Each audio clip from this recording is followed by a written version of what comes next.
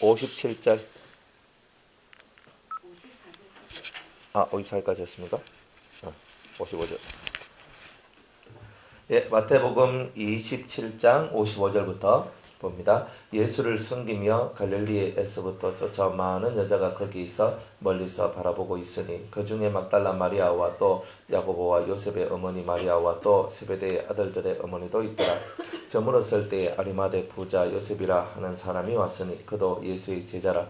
빌라도에게 가서 예수의 시체를 달라 하니 이에 빌라도가 내어 주라 분부하거늘 요셉이 시체를 가져다가 정한 스마포로 싸서 바위 속에 판 자기 새 무덤에 넣어두고 큰 돌을 굴려 무덤 문에 놓고 가니 거기 막달라 마리아와 다른 마리아가 무덤을 향하여 앉았더라. 그 이튿날은 예비일 다음 날이라. 대제사장들과 바리새인들이 함께 빌라도에게 모여 가로되 주여, 저 유혹하던 자가 살았을 때 말하되 내가 사흘 후에 다시 살아나리라 한 것을 우리가 기억하노니 그러므로 분부하여 그 무덤을 사흘까지 굳게 지키게 하소서. 그의 제자들이 와서 시체를 도둑질하여 가고 백성에게 말하되 그가 죽은 자 가운데서 살아났다 하면 후의 유혹이 전보다 더 될까 하나이다 하니 빌라도가 가로되 너희에게 파수꾼이 있으니 가서 힘대로 굳게 하라 하거늘 저희가 파수꾼과 함께 가서 돌을 임봉하고 무덤을 굳게 하니라. 안식일이 다하여 가고 안식 후 첫날이 되려는 미명에 막달라 마리아와 다른 마리아가 무덤을 보려고 왔더니 큰 지진이 나며 주의 사자가 하늘로서 내려와 돌을 굴려내고 그 위에 앉았는데 그 형상이 번개같고 그 옷은 눈같이 희거늘 수직하던 자들이 저를 무서워하여 떨며 죽은 자 사람과 같이 되었더라. 천사가 여자들에게 일러 가로되 너희는 무서워 말라. 십자가에 못 박히신 예수를 너희가 찾은 줄을 내가 아노라. 그가 여기 계시지 않고 그의 말씀하시던 대로 살아났느니라. 와서 그의 누우셨던 곳을 보라. 또 빨리 가서 그의 제자들에게 이르되 그가 죽은 자 가운데서 살아나셨고 너희보다 먼저 갈릴리로 가시나니 거기서 너희가 배우리라 하라. 보라, 내가 너희에게 일렀느니라 하거늘 그 여자들이 무서움과 큰 기쁨으로 무덤을 빨리 떠나 제자들에게 알게 하려고 다름질할새 예수께서 저희를 만나 가라사대 평안하뇨 하시거늘 여자들이 나아가 그 발을 붙잡고 경배하니 이에 예수께서 가라사대 무서워 말라. 가서 내 형제들에게 갈릴리로 가라 하라. 거기서 나를 보리라 하시니라. 여자들이 갈새 파수꾼 중 몇이 성에 들어가 모든 된 일을 대제사장들에게 구하니 그들이 장로들과 함께 모여 의논하고 군병들에게 돈을 많이 주며 가로되 너희는 말하기를 그의 제자들이 밤에 와서 우리가 잘 때에 그를 도둑질하여 갔다 하라. 만일 이 말이 총독에게 들리면 우리가 권하여 너희로 근심되지 않게 하리라 하니 군병들이 돈을 받고 가르친 대로 하였으니 이 말이 오늘날까지 유대인 가운데 두루 퍼지니라. 11 제자가 갈릴리에 가서 예수의 명하시던 산에 이르러 예수를 배웠고 경배하나 오히려 의심하는 자도 있더라. 예수께서 나와 일러 가라사대 하늘과 땅의 모든 권세를 내게 주셨으니 그러므로 너희는 가서 모든 족속으로 제자를 삼아 아버지와 아들과 성령의 이름으로 세례를 주고 내가 너희에게 분부한 모든 것을 가르쳐 지키게 하라. 볼지어다 내가 세상 끝날까지 너희와 항상 함께 있으리라 하시니라. 아멘. 기도하겠습니다. 오늘도 우리를 불러주심을 감사합니다. 마태복음 27장 28장의 말씀을 통하여 우리가 은혜 받기를 원하옵나니 오늘도 주의 영이 우리에게 임하기를 소원합니다. 아버지께서 큰 사랑과 은총으로 저희들 위해 덧입혀 주옵소서. 오늘도 함께해 주심을 믿고 예수님의 이름으로 기도드리옵나이다. 아멘.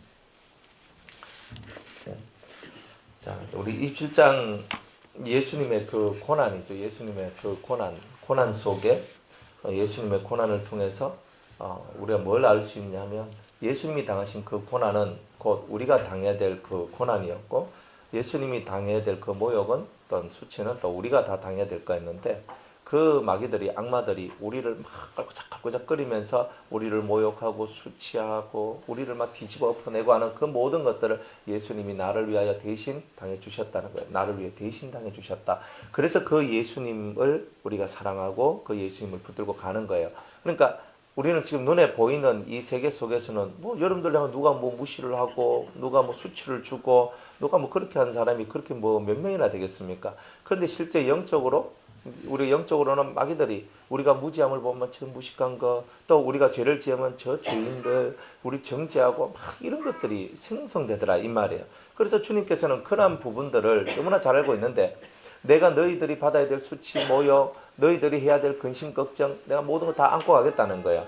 그 말은 무슨 말이냐면, 우리가 현세 속에서의 문제, 또 내 심령 속에서의 문제, 또 내 영혼 속에서의 모든 문제를 내가 해결시켜주는 진정한 구원자로 내가 네 앞에 서겠다고 이렇게 약속을 해주시는 겁니다. 그러니까 주님의 약속은 뭐냐 하면은 단순히 내 영만 구원시키겠다는 뜻이 아니에요. 우리는 지금 몸을 가지고 있거든요. 마음도 갖고 있어요. 그러니까 몸도 상하고 마음도 상해요. 뭐 때문에? 죄 때문에. 그럼 영은 왜 천국에 못 가요? 죄 때문에. 그러니까 죄가 어디에서 역사돼요? 마음에서. 그러니까 모든 결론은 뭐냐? 마음이 병들었는데 이 마음의 병을 고쳐주겠다는 뜻이에요. 그러면 마음의 병이 고쳐주면 영도 살고 육도 살아요. 근데 마음이 병들면요, 영도 죽고 육도 죽어요. 그러니까 사람이 마음이 병든 사람 육체가 강건하리라고 여러분들은 믿지 않죠? 마음이 병들면 육체도 병들게 되어 있습니다. 그러니까 마음이 병들었으니까 영도 병들게 돼 있어요. 그러니까 모든 포커스가 영을 위하는데 우리는 틀림없이 영을 위해요. 영을 위하지만 진정 영을 위하는 사람은 결국 뭘 위한다? 마음의 세계를 바르게 만들기를 원한다는 거예요. 그러니까 여러분들, 예수님께서 악한 자가 와서 너희 오른편 뺨을 탁 때렸다. 그러면 우리는 내가 왜 맞아야 되는데? 그리고 또 억울하다. 난 한 대 맞았는데 기분 나쁘다. 뭐 이런 게 있어. 하면서 우리는 이렇게 나간단 말이에요. 근데 주님은 뭐라고 말하냐면 마음의 심보를 고쳐야 된다는 거예요.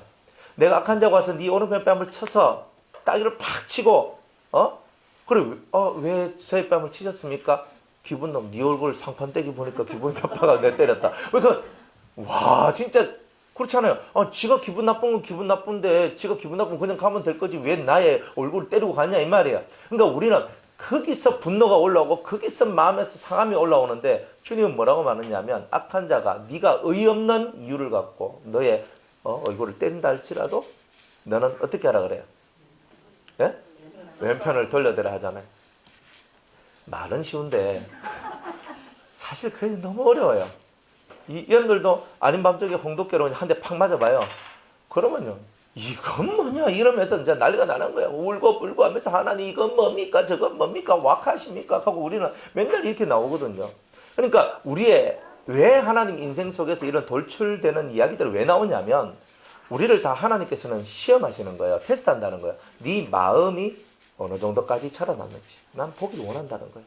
그러니까 여러분 마음이 어디까지 자라났는지 오늘도 하나님은 여러분을 테스트하고 계시는 거예요. 그러니까 악한 자가 와서 팍 때려요. 어떤 사람 와가지고 어이? 사모님 나한테 뭐 10만 원만 빌려주소. 먹고 죽을라 캐도 없다. 뭐 이렇게 나오거든요. 그러면 어떻게 되는 거예요? 이 마음속에 그냥 10만 원이라는 그 말 한마디만 들어도 막 속이 띠비지는 거야 사람들이. 그러니까 나도 지금 돈이 없어가 막 한데 막 눈에서 막 갑자기 막 불이 팍팍팍 나오거든요. 나도 돈이 없어가 한데 막 내한테 막 10만 원 빌려. 저 눈이 있나 없나 그죠? 우리 참 나도 모르게 이 속에서 이런 마음들 올라온단 말이에요. 하나님 마음 테스트하는 거잖아요. 여러분 우리의 마음을 하는 거 테스트하는 거예요. 이렇게 딱 하는데 그러면 저도 정말 드리고 싶은데 제가 정말 가진 돈이 없습니다. 제가 정말 이 옷을 팔아서라도 들고 싶은데 옷도 이 한 벌밖에 없습니다. 뭐 진짜 이런 거예요. 진짜 우리가 진심으로 사람들한테 그렇게 나가면 사람들은 그것을 보고 그렇구나. 그런데 사람이 중요한 게 아니라 하나님께서 그런 나를 보고 계신다는 거예요. 정말 내가 처해 있는 환경도 전혀 이해하지도 못하고 나한테 막 퍼붓고 뭐 해주세요 뭐 해주세요. 내가 지금 그 해결 지금 정신인 줄 아나. 우리는 다 이렇게 말한단 말이에요. 그런데 이 마음의 세계를 주님께서 달아보시는 거예요. 왜? 그냥 좋은 환경 속에서 좋은 마음을 품는 것은 누구나 다 할 수 있단 말이에요. 근데 내가 열악한 환경, 좋지 못한 환경, 좋지 못한 어떤 그런 것들 속에서 내 마음을 만들어가는 것은 사실 이게 진짜 중요한 우리가 변화된 것이다. 그래서 여러분의 마음이 어떻게 변화되느냐에 따라 가지고 주님께서 여러분을 대우하는 방법이 달라지더라는 거예요. 어떤 사람은 어린애같이 대우해줘요. 왜? 마음이 어린애 같으니까 어린애같이 대우 안 하면 안 돼요. 그러니까 신앙 우리가 교회 온 지 얼마 안 된 사람이 초신자가 아니라 신앙이 자라나지 않는 자가 초신자단 말이에요. 그 사람한테는 뭐 필요해요? 어린애가 원하는 게 뭐예요? 사탕, 그죠? 예지를 잠재우기 위해서는 까자뽕자 이런 거 있잖아요. 뭐 유기농 과자 뭐 이런 거, 그죠? 안 그러면 뭐 조용히 하려고 하면 뭐 지 흥미될 만한 물건 하나 딱 갖다 적어서 요까 막 하면서 논단 말이에요. 아, 애는 애 수준이구나. 그렇잖아요. 여러분들도 입에 사탕 하나 탁 넣어주면 만족해요. 이러면 그건 애 수준이기 때문에 아, 애는 그렇게 안 해주면 생떼를 쓰니까 그죠? 그래 안 해주고 있으면 막 생떼 쓰면서 막 이렇게 나오거든요. 아, 아직 애 수준이구나. 그러면 생떼 쓰는 초신자 수준에는 고개 맞도록 주님께서 응답을 해준단 말이에요. 근데 신앙이 성장할수록 장성한 자들은 지각을 사용해서 지각이라는 세계가 나와요. 깨달아 아는 마음들, 이 지각을 사용해서 그 다음에 뭐 해요? 스스로 연단을 갖는다 그래요. 히브리서 5장에 나오는데, 그러니까 이 장성한 자들, 완전하고 온전함을 추구해 나가는 자들은, 어린애들은요, 나 이거 주세요, 나 이거 주세요, 이렇게 얘기하고, 나 이거 필요해요, 나 이거 주세요, 이거 사주세요, 이거 해주세요, 막 이렇게 하거든요. 그런데 장성한 사람은 지각을 사용해요. 딱 생각해보고, 이 하나님 앞에 이게 과연 옳은가? 그런가? 내가 이렇게 구했을 때 하나님이 기뻐하실까? 기뻐하지 않으실까? 이런 거 내가 안 구해도 내가 믿음으로 나아가면 될 문제인데 내가 진짜 구해야 될 것은 뭔가? 지가 이 머리를 사용하고 마음을 사용하는 자다 이 말입니다. 그래서 이 머리와 마음을 잘 사용을 하는 거예요. 우리가 머리와 마음을. 그래서 이 마음에서 어떤 것을 품느냐에 따라서 머리가 움직여 나가는 각도가 달라진다는 거예요. 그러니까 여러분들이 어떤 마음을 가지냐에 따라서 빨간 것도 하얗게 보이고요. 하얀 것도 검게 보여요. 그러니까 여러분들이 어떤 마음을 가졌냐, 이 눈의 색깔이 곧 여러분이 보는 거다.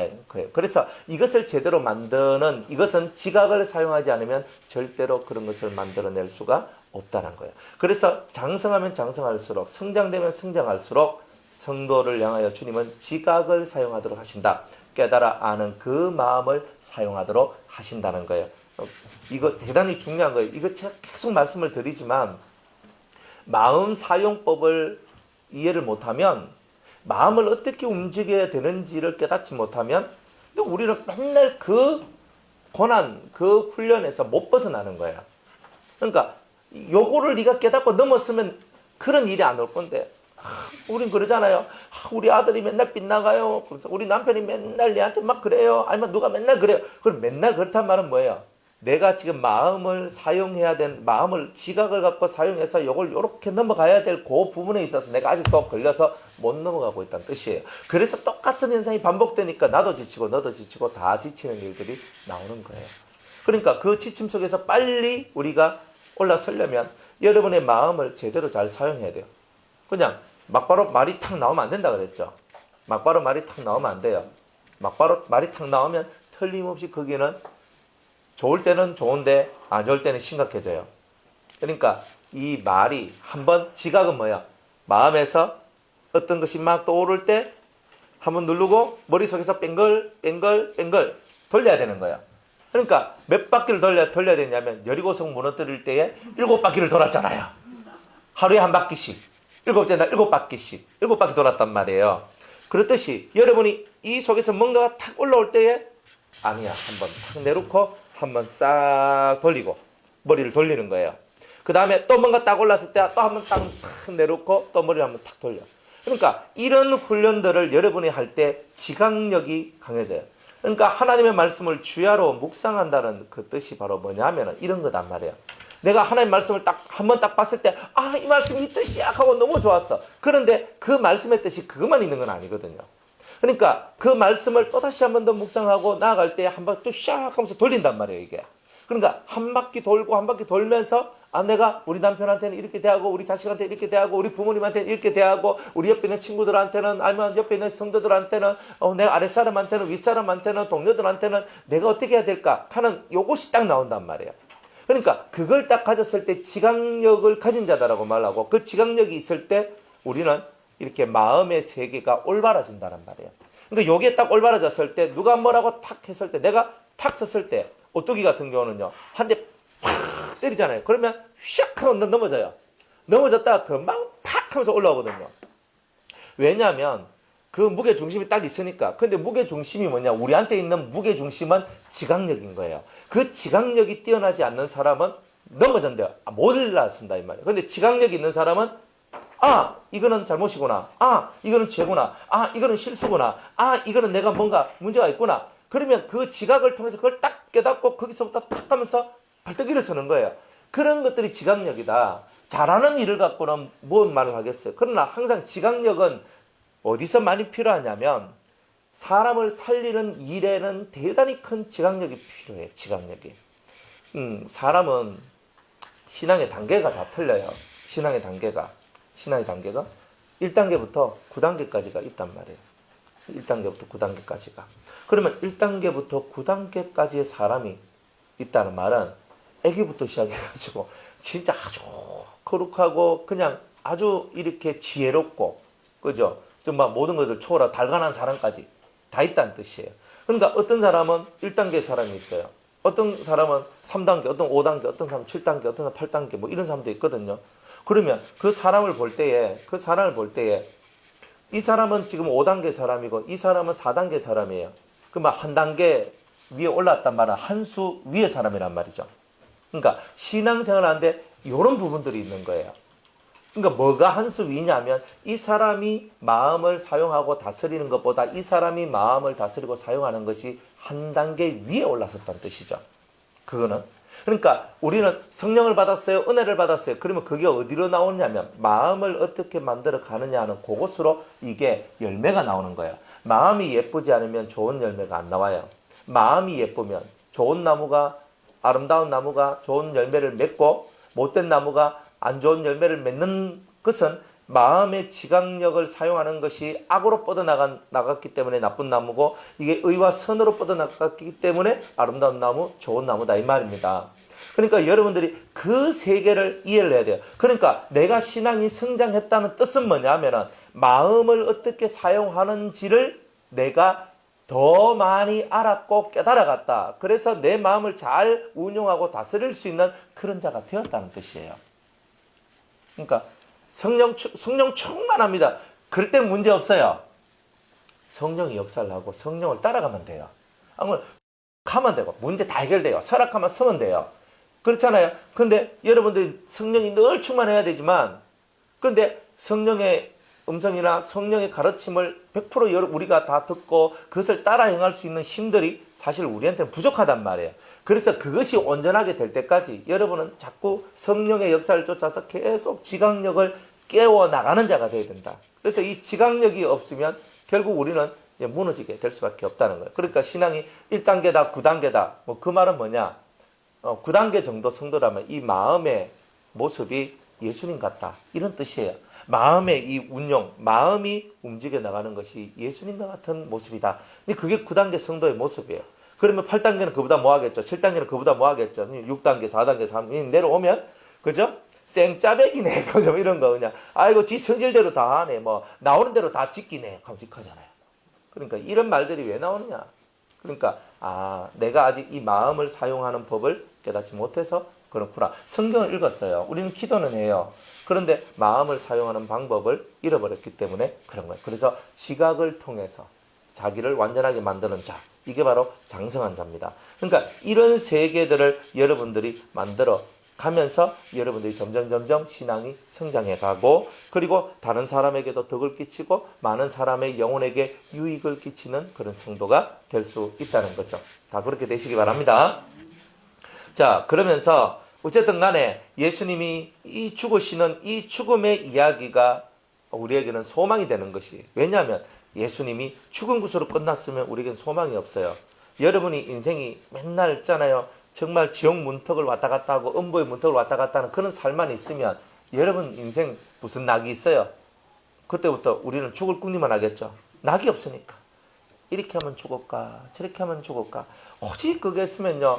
그저 남편 보험 더 들게 해놔놓고, 아니면 마누라 보험 들게 해놔놓고 5억짜리 막 몇 군데 막 집어넣고 그래가지고 그 사람 죽도록 하잖아요. 그리고 몇 억 챙겨가지고 그저 좀 맛볼락 하다가 들키가지고 이제 감옥 가고 막 이런 것들이 많잖아요. 그 뉴스 이제 심심찮게 이제 그런 일들이 있거든요. 그러니까 우리가 인생이 너무 저 궁지로 몰려가니까 어떻게 하면 이 궁지에서 탈출할까? 사람들은 늘 그렇게 생각을 한단 말이에요. 근데 실상 나한테 사망만 있으면, 내한테 그런 내리막길만 있으면 사람은 살림이 다 소실되는 거예요. 그런데 주님은 뭐라고 말씀하시냐면 나는 죽이기도 하고 살리기도 한다는 거예요. 나는 음부에까지 낮추기도 하고 저 보좌까지 높이기도 한다. 하늘까지 높이기도 한다는 거예요. 가난하게도 했다가 부하게도 한다는 거예요. 그러니까 이 말을 탁 듣는 순간에 소망이 생기잖아요. 지금 내 꼬라지가 어때요? 푹 꺼져 있거든요. 내가 인생 속에서 난 너무 꺼져 있어. 나는 내 마음이 꺼져 있고 내 삶이 꺼져 있고 내 영이 꺼져 있고 막 꺼져 있어도 주님은 죽이기도 하시면서도 살리기도 하시니까 나를 가난하게 하셨다가 나를 부하게도 하시니까 인생 역전은 언제 일어났냐? 주님하고 내하고 눈이 마주치면 그때부터 인생이 바뀌는 거예요. 삭개오의 인생이 언제 바뀌었어요? 주님하고 눈이 탁 마주치는 그 순간에 삭개오야 그저 내려오라. 오늘 내가 네 집에 가서 요하야 되겠다. 딱 이렇게 얘기하시잖아요. 주님하고 눈이 딱 마주치면서 띠디딕 하는 그 찌릿찌릿한 첫사랑의 이야기가 시작될 때 인생이 바뀌기 시작하는 거다 이 말이에요. 그러니까 우리는 확실히 바뀌어야 되죠. 근데 바뀌긴 바뀌어야 되는데 이제 제대로 바뀌기 위하여서 우리가 이제부터 진짜 이 심령 속에 마음의 세계를 잘 만들어가는 것 이거를 훈련을 잘 하셔야 됩니다. 자, 이거 나시기 바랍니다. 저 밑에 박혀 있더라도 걱정하지 마세요. 올라갈 날이 있잖아요. 그죠? 밑바닥도 끝까지 내려가면요. 전교 500명 중에 500등이 하면요. 더 이상 내려갈 데가 없잖아요. 얼마나 마음이 푸근합니까? 아니, 어차피 나는 드러났거든요. 꼴찌라고. 자, 그게 얼마나 마음속 편한 건지 아십니까? 1등은 속이 안 편해요. 왜? 뒤에 499명을 내가 늘 이겨야 되거든. 안 그래요? 그런데 꼴등은요. 이길 일이 없어요. 나는 언제나 꼴등이니까 내가 시험을 잘 쳐가 한 10등 올랐다 그러면 니 웬일이고 꼴찌 탈출했냐 그럼 박수 쳐줘요.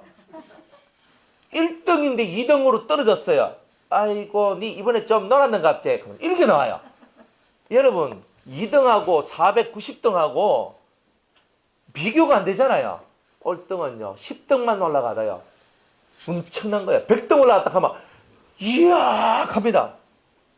2등이 1등 되면 애들 뭐 가는지 아십니까? 니 그럴 줄 알았다 합니다. 자, 그래 밑바닥까지 떨어졌다. 얼마나 은혜로운 일인지 몰라요. 더 이상 떨어질 데가 없잖아요. 근데 우리는 떨어지더라도 어디에 떨어지면 안 되냐면 무적행에 떨어지면 안 돼요. 그러니까 막 바닥이 없으니까 이건 치고 올라갈 수 없는 미궁 속으로 빠지는 거예요. 이걸 보고 미궁이라 그래요. 그러니까 이 머리에도 영역이 있거든요. 여러분들 이 마음의 세계도 영역이 있습니다. 사람이 머리가 미궁에 빠져버리고 그러면 무지경에 빠져버리는 거예요. 그러니까 무지경에 딱 빠져버리면은 이 회오리거든요. 이 블랙홀과 같아요. 거기 빨려 들어가면 계속 휘말려가지고 계속 내려가는데 도저히 올라올 가망성이 안 보입니다. 그러니까 이 미궁에 빠지는 거 완전 회오리에 확 빠져가지고 이런 일들도 있단 말이에요. 그러니까 그런 일이 아니면 된다는 거예요. 그런데 그런 일이 오면 진짜 곤란하겠죠. 그러니까 그때는 우리 힘으로 안 되잖아요. 그러니까 자기의 의지로는 그때는 미궁에 빠진 자, 쉽게 말하면 그 보이지 않는 무적인과 같은 그곳으로 마음이 빠지거나 생각이 빠진 자는요, 자기 힘으로는 못 올라와요. 누군가가 탁 잡고 건져내야 되는 거예요. 그러니까 이런 것이 있다. 그러니까 사람을 볼 때, 요 사람은 바닥 치면 올라올 사람이다. 그러면은 바닥까지 내려가야 될 사람이란 뜻이에요. 그럴 때는 옆에서 뭐라 해도 안 됩니다. 우리가 뭐 아무리 해도 안 돼요. 원래 그저 망하는 집은요, 망하기 시작했는데 하나님께서 망하게 하는 집들도 있고, 자기 뭐 때가 다 돼서 망하는 집들도 있고, 자기가 뿌려놓은 게 그래서 망하는 집들도 있고 그렇거든요. 망하는데 쭉 내려왔는데 사람들 그렇죠. 한 번씩 제가 설교를 하잖아요. 망하는데 내 막 이런 거 있으면 내가 소생할 것 같다. 절대 안 됩니다. 그때는. 그러니까 내 3천만 원만 해주면 내가 소생할 것 같다. 절대 안 됩니다. 왜? 이게 한번 엎어지기 한다는 말은 뭐냐면 밑바닥을 치기까지 밑바닥까지 안 내려오면 끝이 안 나는 것이 있다 이 말이에요. 그러니까 어떤 사람은요 정말 좀 위기가 있어서 요거는 좀 뒤에서 좀 밀어만 주면 확 올라서는 사람이 있어요. 그거는 다른 거예요.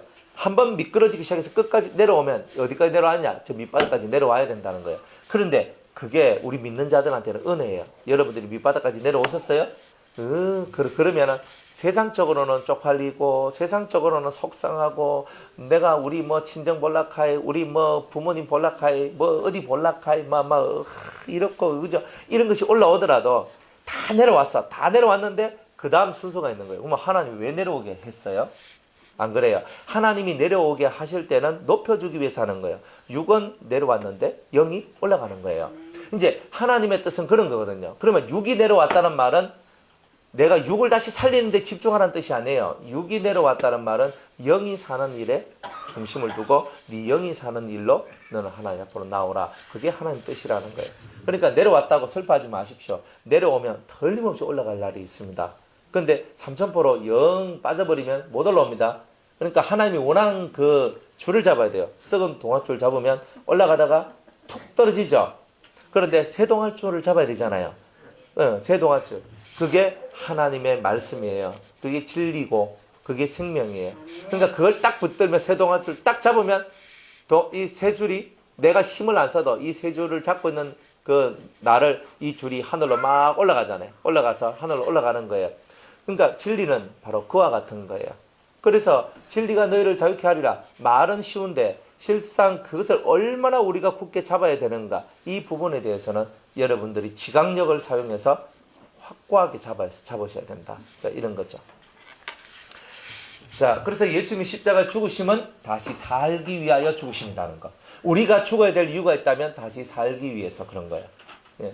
그러니까 뭐 안 된다, 힘들다 생각하지 마세요. 안 되는 날 있고 힘드는 날이 있어야 소생하는 날도 있는 게 인생 진리고 그 안에서 지각력을 발휘하는 법을 여러분이 배우게 되는 거예요. 지각력을 사용할 수 없는 사람은 더 이상 신앙 성장이 없습니다. 고까지입니다. 어린애 수준 탁 멈춰버립니다. 우리 저기 장애자 시설 뭐 이런 데 가보면 애들이 이 친구는 지능이 2살입니다. 3살입니다. 5살입니다. 5살입니다. 뭐 이렇게 얘기를 해요. 아니 몸은 크고 나이는 20몇 살이고 다 30살, 40살 이런데 거기서 보는 거 뭐 토이가 뭐 이렇게 돌아다니는 거예요. 뭐 그죠? 그럼 뭐 저하고 그 나이 차이가 이렇게 뭐 몇 살 차이가 나는데 뭐 향아야 하면서 이러 오는 거예요. 뭐 나이가 저런데 왜 저렇게 할까? 그죠? 그러니까 그런 부분들이다 이 말이에요. 영적으로 우리가 그런 부분이 되었을 때 우리가 얼마나 힘든 이야기냐. 그래서 그런 부분에서 빨리빨리 벗어날 수 있도록 소생되어져 가는 것은 지각력이 아니면 안 된다는 것. 그래서 마귀는 사람을 망하게 할 때 뭐부터 부수냐면 머리부터 부숴버려요. 머리부터. 잘못된 생각을 하게 하고 잘못된 길을 걷게 하고 그리고 또 그러면서 머리의 총명이 사라지도록 만들어요. 그러니까 머리의 총명이 사라지면 올바른 판단이 안 되거든요. 명철이 사라져요. 그러니까 총명, 명철, 지혜의 세계가 딱 파괴되어서 확 미끄러져 내려가도록 만들고 그래서 하나님 앞에 그 총명이 상실된 상태, 명철이 상실된 상태의 사람이 되도록 만들어요. 이제 마귀가 제일 먼저 하는 일들이 여러분의 머리의 판단력을 없애는 것부터 한다는 것. 항상 이런 것들을 우리는 알고 여러분이 제대로 판단을 할 수 있는 이 명철한 지각력을 가진다는 것이 대단히 중요한 일이다. 그리고 이걸 두고 여러분이 하나님 앞에 실상 기도하셔야 된다는 거예요. 이런 기도가 있는 사람들은 분별이 되니까 그렇게 미궁으로 빠지는 것도 없고 그렇게 뭐 묶여 들어가 가지고 고통 당하는 것도 별로 없다. 아시겠죠? 자, 예수를 섬기며 갈릴리에서부터 쫓아온 많은 여자가 거기서 멀리서 바라보고 있으니 그 중에 막달라 마리아와 또 야고보와 요셉의 어머니 마리아와 또 세베대의 아들들의 어머니도 있더라. 그러니까 이 마태복음에는 예수님을 섬겼던 여인들이 있는데 갈릴리로부터 쫓아온 많은 여자가 있더라. 여러분들 갈릴리는요 북쪽이 이스라엘 북쪽에 있거든요. 갈릴리 북쪽에 있고 이 예루살렘은요 저 밑에 남쪽에 있어요. 그러니까 그 거리가 사실은 여인이 걷기에는 많은 날을 걸어야지 올 수 있는 그런 거리다 이 말입니다. 근데 이 여인들이 예수님을 쫓아서 그 먼 거리를 마다하고 예수님을 쫓아 내려오고 있더라는 거예요. 그러니까 예수님이 은혜를 갈릴리에서 얼마나 많은 은혜를 끼쳤어요. 그러니까 그래서 은혜를 많이 받고 우리는 갈릴리 하고 이렇게 있었던 것이 아니라 이 사람은 그 갈릴리에서 은혜를 받고 어디까지 왔느냐면 예수님이 죽으시는 그 십자가까지 이들이 함께 했다는 거예요. 그러니까 은혜는 뭐예요? 예수님이 오병이의 역사를 베풀어 줄 때 그 안에서 오병이의 기적 속에서 떡도 먹고 물고기도 먹으면서 우와 했던 그런 기억들, 예수님의 주옥 같은 말씀을 들으면서 영혼이 씻겨지고 마음의 눈이 밝아지는 이런 놀라운 은혜들을 체험했던 그 갈릴리의 은혜의 시절들이 있었던 거예요. 그런데 지금은 예수님이 어디에 있어요? 십자가에 달려있는 그거잖아요. 십자가에 달렸어. 지금 목숨이 까딱까딱 하는 바로 그런 상황 속에서 그 3시간 동안 12시부터 오후 3시까지 가장 대낮같이 밝아야 될 그때에 하늘에서 어둠이 확 내려왔단 말이에요. 그때에 어둠이 내려오는 그 모든 상황 속에서 모든 사람이 벌벌벌 떨고 이건 무슨 현상이냐면서 모든 사람들이 하늘도 울고, 그죠? 여기는 그렇게 안 나오지만은 예수님께서 이렇게 돌아가시기 바로 직전에 많은 흑암이 내려왔고 또 비까지도 내렸다 하는 그런 얘기들이 있거든요. 어쨌든 하늘이 눈물 흘리고 하늘이 닫히고 이런 일이 있었다. 그러면 그 모든 광경들을 이 여인들은 다 겪었다는 말이에요. 12제자들 중에 하나는 팔고 11명은 도망가고, 그러다가 십자가까지 온 그 제자는 그저 사도 요한 하나밖에 없고, 진짜 그런 상황 속에 열악한 상황이지만 이 여인들은요, 그 십자가에 달리신 예수님을 쳐다보고 있는 거예요. 주여. 은혜도 함께하고 고난도 함께하는 여자들. 예수의 죽으심 앞에 이 가슴을 내놔. 이걸 내놓는단 말이에요. 예수님의 죽으심 앞에.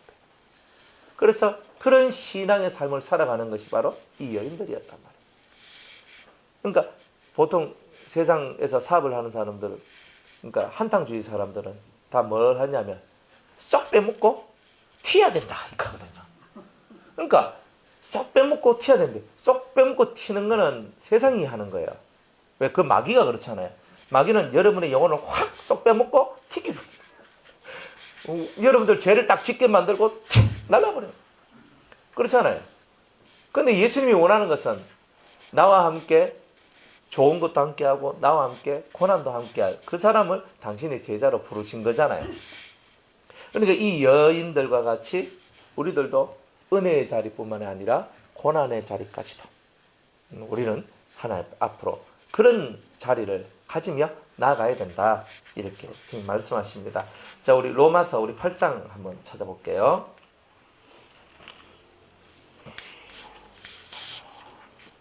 17절. 로마서 8장 17절입니다.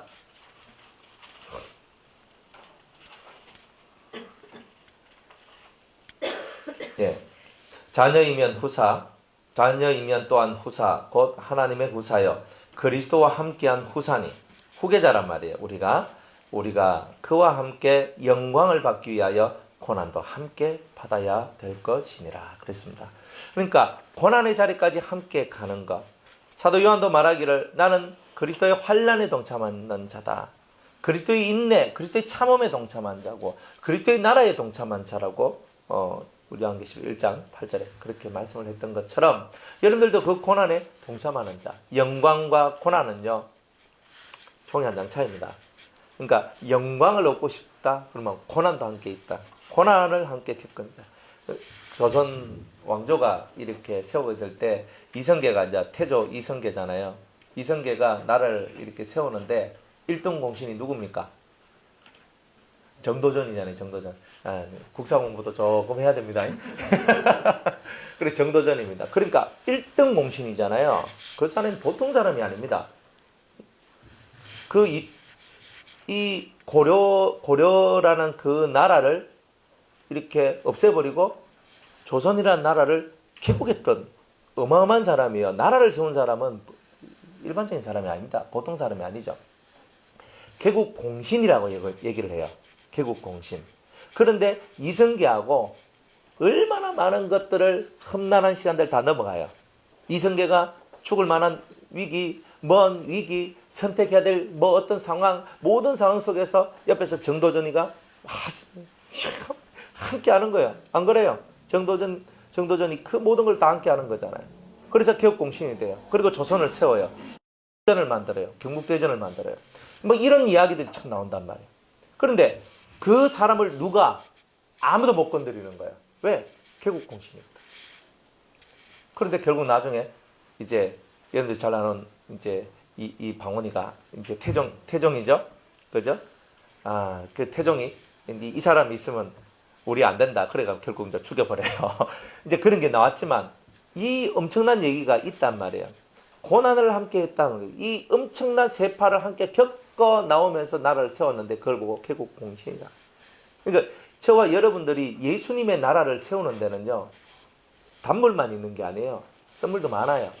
그 모든 것을 겪어 나온 자만이 개국공신이 되는 거예요. 그리스도의 나라. 우리는 다른 거 없어요. 그리스도의 나라를 세우는 개국공신이 저와 여러분이 되어야 된다는 거예요. 그런 삶을 잘 살아가는 자가 신앙이 있는 자고 복이 있는 자예요. 그러니까 여러분들 오늘 하루 예배 드리지만 예배를 왜 드려요?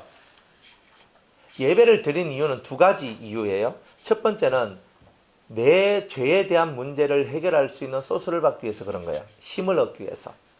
두 번째는 내가 이 죄의 문제를 해결하는 것이 무슨 얘기냐면 그리스도의 나라를 세우는 얘기더라는 거예요.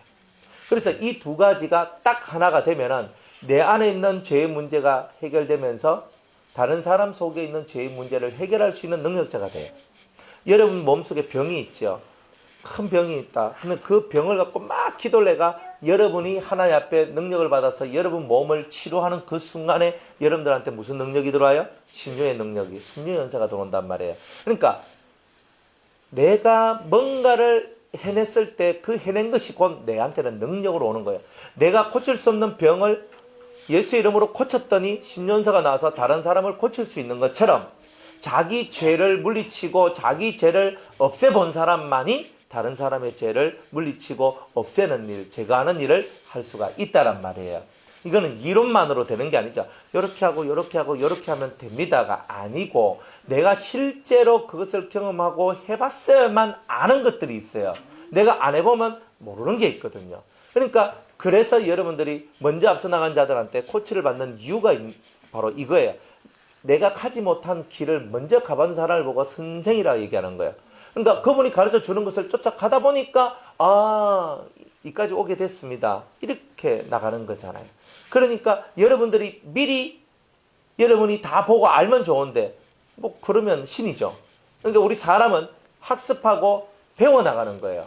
그래서 인생이 짧지만 이 100년도 안 되는 인생을 지금 살아가고 있는 우리지만 이 짧은 세월 동안에 하나님의 것을 학습하는 시간들이 지금 우리에게 주어진 이 시간들이란 거예요. 그러니까 하나님의 것을 내 것으로 만들어내는 이 학습의 시간이 지금 이 시간이라는 거예요. 그래서 여러분들이 하나님의 것을 받아서 여러분 것으로 만들어내는 이 학습의 시간들이 훈련장이 없느냐, 없을 수 있느냐. 당연히 여러분이 학습하기 위한 훈련장이 있는데 그걸 보고 광야라 얘기하고 그걸 보고 고난의 시간이라고 우리는 얘기를 한다 이 말이에요. 그래서 그런 시간들을 통해서 우리가 학습되어가지고 학습됨을 통해가지고 우리가 어떻게 된다? 이제 다른 사람을 학습시키는 선생님의 자리로 우리가 올라서게 되더라 이 말이에요. 남을 지도하고 남을 가르친다는 뜻은 그런 것이다. 그래서 우리는 그러한 삶을 왜 추구하느냐? 그리스도의 나라를 세우기 위해서 그런 거예요. 그리스도의 나라를. 내 안이 천국이 되면, 내 안이 하나님 나라가 되면 이미 그리스도의 나라의 일부분이 내가 딱 돼버리는 거예요. 큰 부분이죠. 그런데 이런 부분이 딱 된 나를 통하여 당신도 당신 속에 있는 죄의 문제를 해결하라. 그러면 당신도 그리스도의 나라의 큰 일원이 될 것이다. 이렇게 이제 우리가 포섭해 나가는 거예요. 실상은. 근데 보통 성도들은 어떻게 사느냐면 죽으면 천국 가면 되지 하고 사는 거예요. 하나님 나라의 일원은 죽어서 되는 거지 이 땅에서 되는 게 아니에요. 근데 이 땅에서 돼야 되거든요. 이 땅에서 돼야 된다는 거예요. 제가 누굴 만나지 지금 기억이 안 나는데 어떤 분을 만났어요. 근데 그분이 뭐라고 얘기하냐면 이렇게 얘기해요. 예수 믿는 사람이 그래도 예수 믿는 사람이 예수 안 믿는 사람보다 나읍디다. 이렇게 얘기를 해요. 여러분들 동의하십니까? 조금 동의하세요? 많이는 동의를 안 하시는가 봐요. 그죠? 예수 믿는 사람이 세상 사람들보다는 그래도 나읍디다 그럽니다. 네. 제대로 믿는 사람. 애쓰는 사람은. 그래서 그래도 예수를 믿는 사람, 그래도 성령을 받은 사람이 성령을 안 받은 사람보다 나은 게 있겠죠? 뭐 없습니까? 가끔 보면 없더라고요. 그런데 그거는 이제 가끔 보면이고, 그런데 성령이 역사하는 사람은 성령이 이 마음의 양심을 일깨워 주기 때문에 일반적인 사람보다는 훨씬 낫다. 그래서 제가 그분이 그 말씀을 하시는 것을 듣고 그런 것 같다라고. 예, 그냥 저도 그냥 반은 동의를 했어요. 근데 또 반은 또 이렇게 조금 이렇게 잘 동의 못하는 것도 있는데, 그래도 예수 믿는 사람이 이제 좋습니다. 뭐 이렇게 얘기를 합니다. 왜 그럴까? 예수 믿는 사람은 하나님이 훈련을 시키는 게 있거든요. 이게 중요하다 이 말이에요. 그러니까 예수 믿는 사람이 좀 나은 이유는 하나님께서 훈련을 시키는데 누구를 통하여? 성령을 통하여서 우리를 훈련시키신다. 그래서 예수 믿는 사람이 안 믿는 사람보다 조금이라도 더 나은 이유는 바로 거기에 있다는 거죠. 그러니까 훈련을 잘 받으시기 바랍니다. 어쨌든 이분들은요, 갈릴리에서부터 이 고난의 자리까지 왔다. 우리도 그렇게 하자. 이런 거죠. 자, 날이 저물었을 때 아리마다에 보자 요셉이라 하는 사람이 왔으니 그도 예수의 제자라. 자, 날이 저물면 무슨 날이에요? 날이 저물면 안식일이죠. 지금 금요일이잖아요. 지금 금요일 날 해 질 때, 해가 떨어지면서부터 토요일 날 해가 떨어지는 그 순간까지를 보고 이스라엘 사람들은 안식일로 지키는 거예요. 그러면 여기에 저물었을 때라고 하니까 해가 떨어졌죠. 해가 떨어지면 안식일 날 움직일 수 있어요, 없어요? 그러면 이 아리마대 요셉은 안식일을 깨는 사람이에요. 이해가 갑니까? 안식일에 일을 하면 돼요, 안 돼요? 시체 옮기는 일을 하면 돼요, 안 돼요? 안 되잖아요. 그런데 이 아리마대 요셉은 그걸 해요. 진정으로 예수를 믿는 사람은 세상이 말하고 있는 그 안식을 다 깨요. 하나님이 안식을 말했는 그 육의 안식이 아니라 영의 안식을 위해서 육의 안식을 깨는 거예요. 그러니까 진짜 그리스도를 위하여, 그리스도의 부활을 위하여서 여러분이 깨야 될 여러분들만의 규례가 있고, 여러분들이 정말 깨야 될 여러분들 속에 있는 율법이 있어요. 나는 절대 이건 안 합니다. 하는 거 있죠. 나는 이런 거 안 합니다. 이게 육의 율법이라 보시면 돼요. 내 스스로가. 그게 또 좋은 것도 있어요. 그런데 안 좋은 것도 있어요. 우리는 언제든지 성령을 따라서 성경이 우리에게 말씀하신 대로만 가면 돼요. 그런데 우리는 가끔 가다가 나의 똥꼬집을 피우면서 이건 안 해요. 이런 것도 있어요. 그런 게 있어요. 우리가 이제 우리 공사하는데 이제 벽에 이제 붙이고 하는 이런 거 색깔 고르고 하거든요. 그래 우리 이 집사님이 이제 해가지고 이렇게 시켰어요. 시켰는데 밥 먹다 얘기하다 보니까 제가 회색 계통을 시킨 것 같습니다. 이런 거야. 그래서 제가 집사님, 저는 세상에서 제일 싫은 색이 회색입니다. 근데 회색은 하나님 별로 안 좋아해요. 저는 옷도 회색은 잘 안 입어요. 그래서 이제 근데 그래서 그렇습니까? 하면서 이거 하시는 거예요. 그러니까 근데 어떤 거 시켰는지 한번 봐요. 내 기억에는 회색 같은데 이러시는 거예요. 그래가지고 빨리 알아보라. 그러면 물건 바꿔야 된다고. 그럼 또 전화하니까 물건 출하했다 하는 거예요. 이거 세상에 어쩐다 하면서. 그럼 그 물건 사진 좀 그럼 보여달라고 하니까 화이트 오크래. 그래 딱 보니까 회색이 아닌 거야. 휴, 살았다 그랬어요. 그래가지고 이렇게 넘어왔거든요. 그래 이 사람들 속에는 다 그런 게 있어요. 저도 제가 이렇게 성물이다 이런 거는 제가 써요. 성물은 중고가 없거든. 다 하나님 것이니까 하나님을 위해서 쓰임 받았던 것은 내가 쓸 수 있어요. 그런데 개인적으로 쓰던 것은 저는 거의 안 써요. 개인적으로 쓰던 것은 거의 안 써요.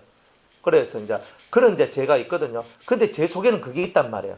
그러나 그렇다 할지라도 어쩔 수 없이 제가 때로는 중고를 사서 가지고 있어야 될 때도 있고, 그죠? 때로는 내가 그 옷을 입어야 될 때도 있고, 때로는 좋지 못한 어떤 내가 싫어하는 그것을 내가 가져야 될 때도 있는 거예요. 그런데 나는 원칙이 있거든. 나는 절대 이건 안 합니다. 난 절대 안 합니다. 나의 이 원칙이 그러니까 때로는 하나님의 의를 이루지 못하는데 사용될 수도 있는 거예요. 이걸 보고 나의 규례라고 하는 거예요. 나의 규례. 그런 규례들이 사람들한테 있을까요? 없을까요? 네? 뭐가 있을까요? 여러분들 자신들한테 한번 보세요. 그래도 나는 생각할 때는 이런 거 하는 것들이 있거든요. 그게 나쁘다는 게 아니에요. 가끔은 여러분이 좋은 것을 위해서 세워놨다는 그런 규례를 할지라도 하나님의 의와 큰 하나님 나라의 덕을 이루는 데에 때로는 이것이 방해가 될 때가 있을 때 그것을 여러분이 깰 수 있느냐 이 말이에요. 그런데 아리마대 요셉은 예수님을 위하여 그 금기시된 안식일을 깨버리잖아요. 그러니까 여러분의 심령 속에 진짜 깨야 될 것이 있는데 그것이 뭐냐? 여러분들이 이거는 나는 꼭 살면서 꼭 해야 난 이거는 꼭 내 원칙이야. 이거는 내 법이야 라고 했던 성경의 법하고는 달리 내가 살면서 깨우쳐 나갔던 법들이 있다 할지라도 그것이 사는데 99% 유익한 것이 있다 할지라도 어떤 순간에는 하나님 나라를 위하여 1%의 그것 때문에 좋은 영향력을 끼치지 못할 때 그 금기시한 것들조차도 여러분이 깰 수 있는 그런 힘이 여러분들한테 있느냐는 거예요. 아리마대 요셉은 그걸 한 사람이에요. 그래서 성경에는 아리마대 요셉을 보고 예수님의 제자다라고 얘기를 하는 거예요. 예수님의 제자는 자기를 깨뜨리는 훈련을 하는 거죠. 이때 유대인들은 안식일을 깨뜨리면 어떻게 돼요? 예? 사형이에요. 돌이 있잖아요. 돌만 죽어요, 다. 근데 이 사람은 예수의 시체를 가지고 가는데 밝은 날이 온 게 아니라 저물었을 때에, 그렇죠. 저물었다 말은 이미 해가 떨어졌다는 뜻이에요. 그러면 이제부터 안식일이니까 안식일날 가서 부정한 시체를 가지고 자기 무덤까지 가가 안장시키고 돌로 그것을 막 굽고 하는 이 일은 큰 일이거든요. 그것도 시체를 옮기는 일은 부정한 일이에요. 그건 안식일에 절대 하면 안 되는 일 중에 하나가 아니겠어요. 그럼에도 불구하고 예수님을 위하여서 유대인들이 가지고 있는 그 법을 깨버린다 이 말이에요. 그게 바로 신앙생활이다. 예수님을 위하여서 여러분들은 무엇을 어디까지 할 수 있느냐는 거예요. 그래서 이 마음의 세계가 우리는 너무 좁지만 하나님은 너무나 커요. 이 성경을 통해서 여러분이 금기시하는 것이라 할지라도 나는 이건 싫어, 나는 이건 좋아, 이게 정확하다 할지라도 여러분들이 예수의 나라를 위해서 얼마든지 그것을 내려놓고 깰 수가 있어야 된다는 거예요. 저는 이런 성품이 좋아요. 저는 이런 스타일이 좋아요. 그래서 여러분들은 그 스타일의 사람만 만나고 그런 색깔의 사람만 만나면 여러분들은 맨날 노란색은 노란색끼리만 놀지 빨간색은 가까이 하지도 못하는 거예요. 그럼 여러분의 심령이 좁으니까 천국에 12영역이 있는데 12영역 중에서 노란색만 가는 영역밖에 못 간단 말이에요. 내가 빨간색을 가슴으로 품으면 나는 노란색이지만 빨간색을 품기 때문에 노란색 영역과 빨간색 영역까지도 갈 수 있는데 우리는 그런 걸 잘 못한단 말이에요. 이 속에 그런 부분이 있다. 이건 뭘 깰 수 있습니까, 여러분? 여러분이 깰 수 있는 게 몇 가지가 되겠어요? 한번 깨보시겠습니까? 저물었을 때가 이런 의미가 있는 거예요. 저물었을 때에 안식일이 왔는데 이걸 깨뜨릴 수 있는 힘. 유대인은 절대 못 깨뜨리는 게 안식일인데 안식일을 지키지 않았다가 돌에 맞아 죽은 사람이 성경에 나올 정도인데 안식일에 꼴랑 나무했다가 돌에 맞아 죽는데 이 거대한 일을 하는데 이 아리마대 요셉이 돌에 안 맞겠어요? 자기 목숨을 내놓고 이 법을 깼잖아요. 누구 때문에? 예수님 때문에. 이게 바로 신앙이에요. 이게 바로 진짜 신앙이고 은혜예요. 그렇다고 해서 아리마대 요셉이 죽었습니까? 안 죽고 오히려 세세의 아리마대 요셉이라는 이름이 유명하게 되어지잖아요. 그래서 이 사람이 빌라도에게 가서 예수의 시체를 달라 하니 이에 빌라도가 내어주라 분부하거늘 요셉이 시체를 가져다가 정한 세마포로 싸서 바위 속에 판 자기 새 무덤에 넣어두려고 큰 돌을 굴려 무덤 문에 놓고 가니 거기 막달라 마리아와 다른 마리아가 무덤을 향하여 앉았더라. 이렇게 얘기를 합니다. 빌라도한테 가서 당당히 가서 예수의 시체를 내게 주시오. 딱 얘기하는 거예요. 다 벌벌 떨고 그 앞에 가지도 못하는데 이 아리마대 요셉은요 탁 가가 예수의 시체를 나에게 달라. 딱 얘기합니다. 자기 목숨 건 거예요 그거는. 그래서 달라. 탁 내주잖아요. 신기하지 않습니까? 아니 뭐 이미 뭐 시체 됐는데 가가라 막 주는 거예요. 그랬더니 정한 세마포로 탁 싸는 거예요. 예수님은 죽어서도 정한 깨끗한 세마포에 쌓아 계시더란 거예요. 그러니까 예수님은 정함으로 세마포만 하더라도 깨끗한 건데 정한 세마포라 그랬으니까 얼마나 순결한 얼마나 깨끗한 그런 옷이었겠어요. 그 옷으로 예수님을 이렇게 감싸는 거예요. 세마포로 감싸 똘똘 마는 거예요. 이렇게 똘똘 말아. 그렇게 말아 싸서 바위속 자기가 죽으면 들어가서 묻힐 그 새 무덤 아무도 들어가지 않아요. 그러니까 예수님은 무덤에 들어가도 새 것에 들어가요. 다른 사람이 썼는 데 있는 게 아니에요. 다른 사람의 시체가 있는 곳은 예수님이 안 가요. 그죠? 그러니까 아무도 써보지 않는 새 무덤에 들어갔어요. 그러니까 딱 그렇게 가는 거예요. 그리고 들어갔다가 3일 만에 그곳에서 부활하시는 거예요. 이게 예수님의 일이에요. 그러니까 예수님을 모시는 것은 다 그런 거예요. 예수님과 더불어 동행한다는 것은 다 그런 거예요. 그래서 우리가 뭐 성물이다. 그렇잖아요. 성물. 그러면 우리가 하나님 앞에서 나는 하나님, 저는 하나님 앞에 이걸 하겠습니다. 그러면 여러분들은 그리스도를 위하고 하나님을 위할 때는 새 것으로 하는 거예요. 가격이 낮아도 좋아. 가격이 싸도 좋아. 그렇지만 하나님의 나라는요. 새 것의 나라예요. 새 것의 나라. 중고 나라도 아니고 흠 것의 나라도 아니에요. 그러니까 저는 이 정신을 가르쳐 드리는 거예요. 그렇다고 뭐 사지 말라 이런 건 아니에요. 하지만 남이 썼던 물건에는 그 사람의 을이 들어있다는 것은 꼭 기억하셔야 돼요. 그 사람의 을이 들어있다. 그러니까 제가 얼마 전에 제가 그 집 구한다고 수영 로타리 그 앞에 있는 그 80평인가 120평 그 건물 갔거든요. 2층에 올라갔어요. 올라가서 딱 올라가는데 무슨 포살 그림이 딱 있는 거예요. 그 딱 보는 순간에 아니다 이거는. 그러니까 문을 딱 여니까 그 안에 막 향 냄새가 진동을 하면서 완전 그 절을 했던데요. 절을. 물론 거기 들어갈 수는 있는데 그래서 제가 문이 요래에 있었거든요. 문이 요래에 하면 들어가요. 저는 요래 딱 뒤에 딱 서 있었어요. 딱 서 있고 부동산 업자 들어가고 주인하고 주인 친구하고 들어갔어요. 하고 형 얼마나 열심히 있고 칸막이도 다 돼 있고 무엇이 좋습니다 하면서 하는데 저는요 문에 들어가기도 싫은 거예요. 딱 서가지고 됐습니다 그랬어요. 물론 들어가서 기도해가지고 그 안에 있는 귀신들 다 쫓아내고 뭐 칸막이 재활용하고 쓸 수는 있지만 그 더러운 것들을 있잖아요. 그 더러운 을들이 그게 꽉 채워져 있는데 여러분 가서 그 기도 한번 해보세요. 조금 영적으로 예민한 여러분들은요 속이 디비지고 뭐 우락거리고 막 난리 나고 다 그렇게 될 거라고. 또 어떤 사람은 또 덮어 써가지고 또 해롱해롱하고 또 이칼 거고. 그러니까 그런 꼴이 딱 눈앞에 보이는데 어떻게 그걸 구하겠어요? 그래 그거는 아니더라.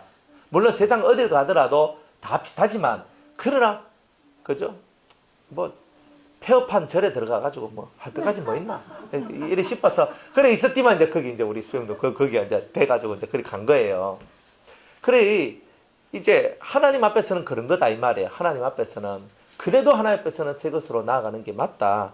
그렇지만 때로는 우리가 성물이라고 하지만 이거는 하나님 앞에 성물로 이게 바쳐지고 성물로 쓰임을 받잖아요.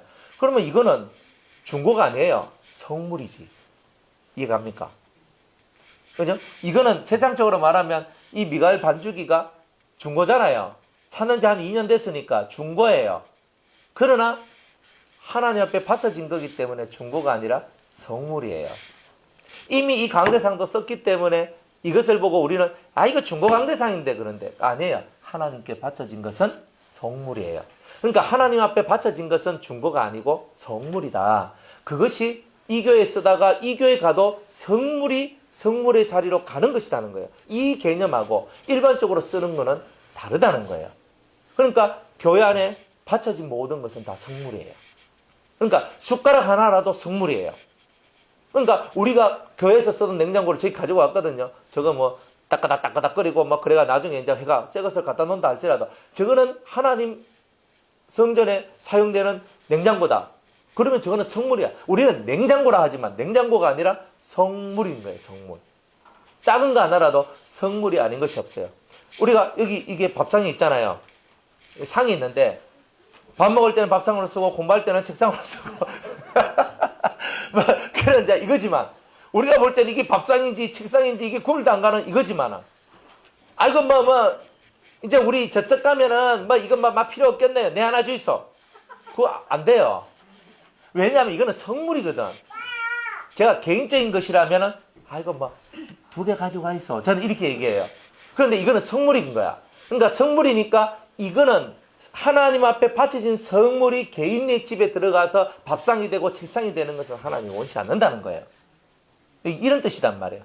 그러니까 만약 이것을 쓰다가 만약 안 쓴다 할지라도 교회에서 이 상을 쓴다 그러면 언제든지 줄 수 있어요. 하나님 전에서 쓴다 할 때는. 그러나 개인의 집에 쓴다 할 때는 안 돼요. 이 TV가 있어요.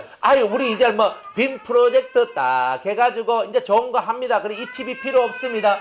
그러니까 우리 성도님들 중에 이 TV 필요하신 분 성창순 한 명 해가지고 누구 가져가서 쓴다. 하나님 나라에서는 그런 건 없다 이 말이에요. 이것을 안 쓰면은 다른 교회에 우리가 기증을 하고 다른 분들을 드리면 되는 거예요. 그러니까 성전에서 쓰도록 하나님 앞에 쓰도록 만드는 것은 옳은 일이에요. 그건 성물이니까. 그런데 이걸 가지고 그냥 우리가 집에서 텔레비 이거 지금 거룩한 TV잖아요. 이 안에서 거룩한 가사들이 나오잖아요.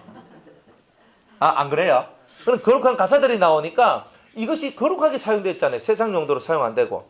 그러니까 이것을 세상 용도로 내가 보는 그런 드라마 용도로 사용할 수 없단 말이에요. 그러면 거룩한 것이 부정한 것이 되니까 이거는 하나님의 나라의 의미하고는 맞지 않다는 말이에요. 그렇다 이 말입니다.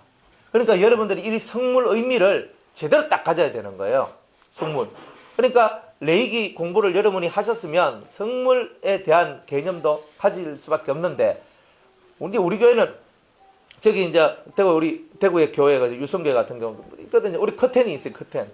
그 방염 처리된 커튼인데 얼마나 비싼지 몰라요. 그거 한 바퀴 돌리는데 그 몇백만 원 들었거든요. 그 방염한다고. 그걸 안 하면 그 건물이 크기 때문에 그래 안 하면 이거 허가가 안 나요. 그래가지고 이거 딱 돌려놨어요. 우리 애들이 얼마나 별납니까? 이 애들이요. 별난 놈들이 저것들이 타잔인 줄 알고 그걸 들고 휙 땡기면서 휙 나르고 두두두두둑 떨어져요. 그러니까 성물을 그렇게 만들었잖아요. 그럼 어떻게 되냐면 원상복귀 해놔놓고 거기에 값의 5분의 1을 더해서 하나님 앞에 속건의 재물을 드려야 되는 거라 그게. 근데 그렇게 합니까? 우리 다 웃으면서 넘어가잖아요. 그래 다음엔 그러지 마라 하고 우리 또 걔가 쑤셔놓고 또 조금 있으면 또 확 또 땡겨. 어떤 애들은요 하다가 또 별일이 다 있어. 돌멩이 가지고 창문에다가 돌멩이를 던져. 그러면 또 해가지고 쨍 하면서 깨졌네. 누구야? 그래 하니까 누가 깼어요 그런 거야. 그때는 이제 부모 딱 불러가지고 이제 가라 넣으시오. 정말 그런 거는 진짜 그렇거든요. 그러니까 작은 거 하나라도 성물이다. 교회 딱 들어오면 작은 거 하나도 선물이다. 그러니까 항상 이 성물은 성물답게 여러분들이 여겨라. 그러니까 이런 건 중고는 없다. 성물이지 중고는 없다. 아시겠죠? 한번 따라해 볼까요? 성물은 있어도 중고는 없다. 확실히 그거 머리에 박아 넣으시라고요. 성물은 있지. 이건 성물이지 중고가 아니라니까. 세상 개념처럼. 목사님 이거 중고입니다. 이런 거 하지 마세요. 성물. 하나님 앞에 바쳐진 작은 것이라도 성물. 그런 겁니다. 그래서 예수님이 이 무덤 속에 들어가가지고, 근데 새 무덤에 들어가. 그죠? 새 무덤에 탁 들어가요. 새 무덤에 탁 들어가서 새 무덤 안에서 3일 딱, 그죠? 이틀 밤, 금요일에서 토요일 넘어가는 그 밤, 토요일에서 주일간 2밤을 주무셨네. 육체가 거기서 2밤 주무시고 거기서 다시 깨어나셨잖아요.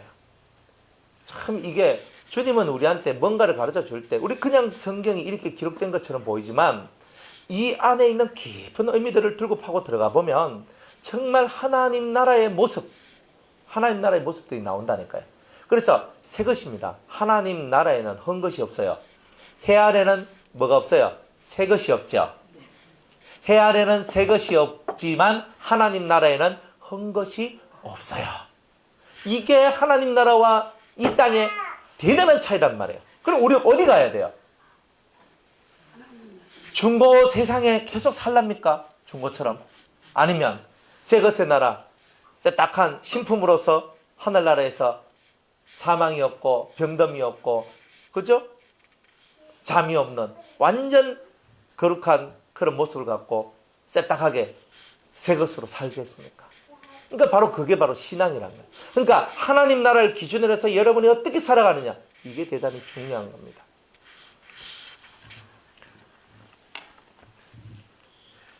자, 그러면서 이제 그 이튿날은 예비일 다음 날이라 62절에 대제장들과 바리새인들이 함께 빌라도에서 모여 가로되 주여 저 유혹하던 자가 살았을 때 말하되 내가 사흘 후에 다시 살아나리라 한 것을 우리가 기억하노니 그러므로 분부하여 그 무덤을 사흘까지 굳게 지키게 하소서. 그의 제자들이 와서 시체를 도적질하여 가고 백성에게 말하되 그가 죽은 자 가운데서 살아났다 하면 후에 유혹이 전보다 더 될까 하나이다 하니 빌라도가 가로되 너희에게 파수꾼이 있으니 가서 힘대로 굳게 하거나 하거늘 저희가 파수꾼과 함께 가서 돌을 임봉하고 무덤을 굳게 하니라. 임봉이 뭐냐면요, 옛날에 우리 지금 말하면은 이게 저 나라에서도 그렇잖아요. 요 딱지 딱 붙여놓고 나라 여기 도장 딱 찍어 놓으면은 그 건들면 안 되거든요. 우리가 꼭 노란 딱지인지 빨간 딱지인지 그거 딱 붙이잖아요. 압류할 때 딱 붙이면 개인이 건들 수 있어요, 없어요? 못 건든다는, 이건 공적인 거다. 그러니까 예수님의 무덤에 뭐가 만들어졌냐면 공적인 그게 딱 붙여져 있었던 거예요. 그걸 임봉했다 하는 거예요. 임봉했다는 말은 그냥 이 편지 봉투가 있는데 편지 봉투에다가 도장을 탁 찍고 거기에다가 이렇게 스카이 테이프가 탁 붙여가지고 그래 딱 해가지고 개인이 개봉하지 못하도록 하는 게 있거든요. 보통 전도사 신학생들이 청년들이 신학교 갈 때 담임 목사 추천서가 있어요. 그거 할 때 그거는 절대 임비처리라고 합니다.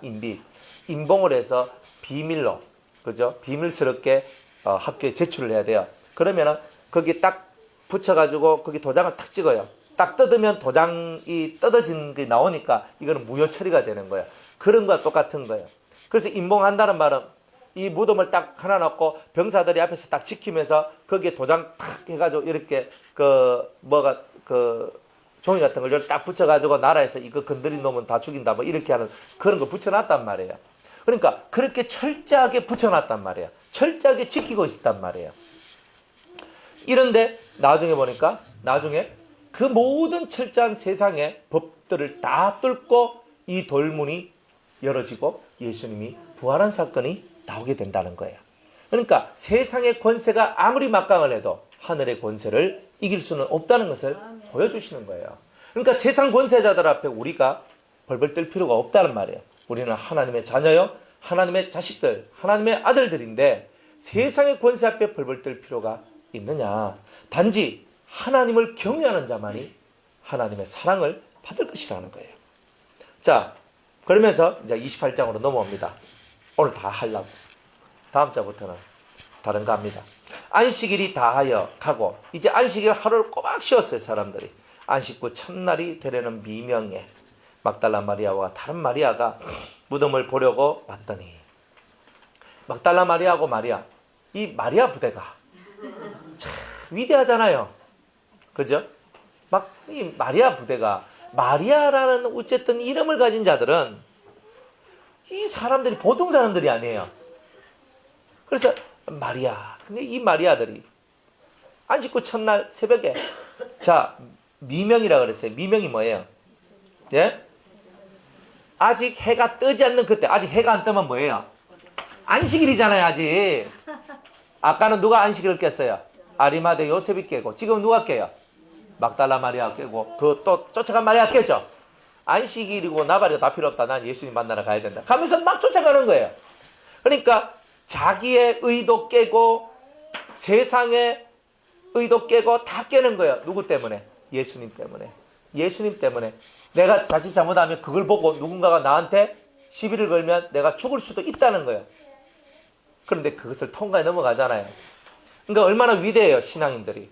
신앙인은요, 죽음을 두려워하지 않는다는 거예요. 우리 예수님한테로 달려갑니다.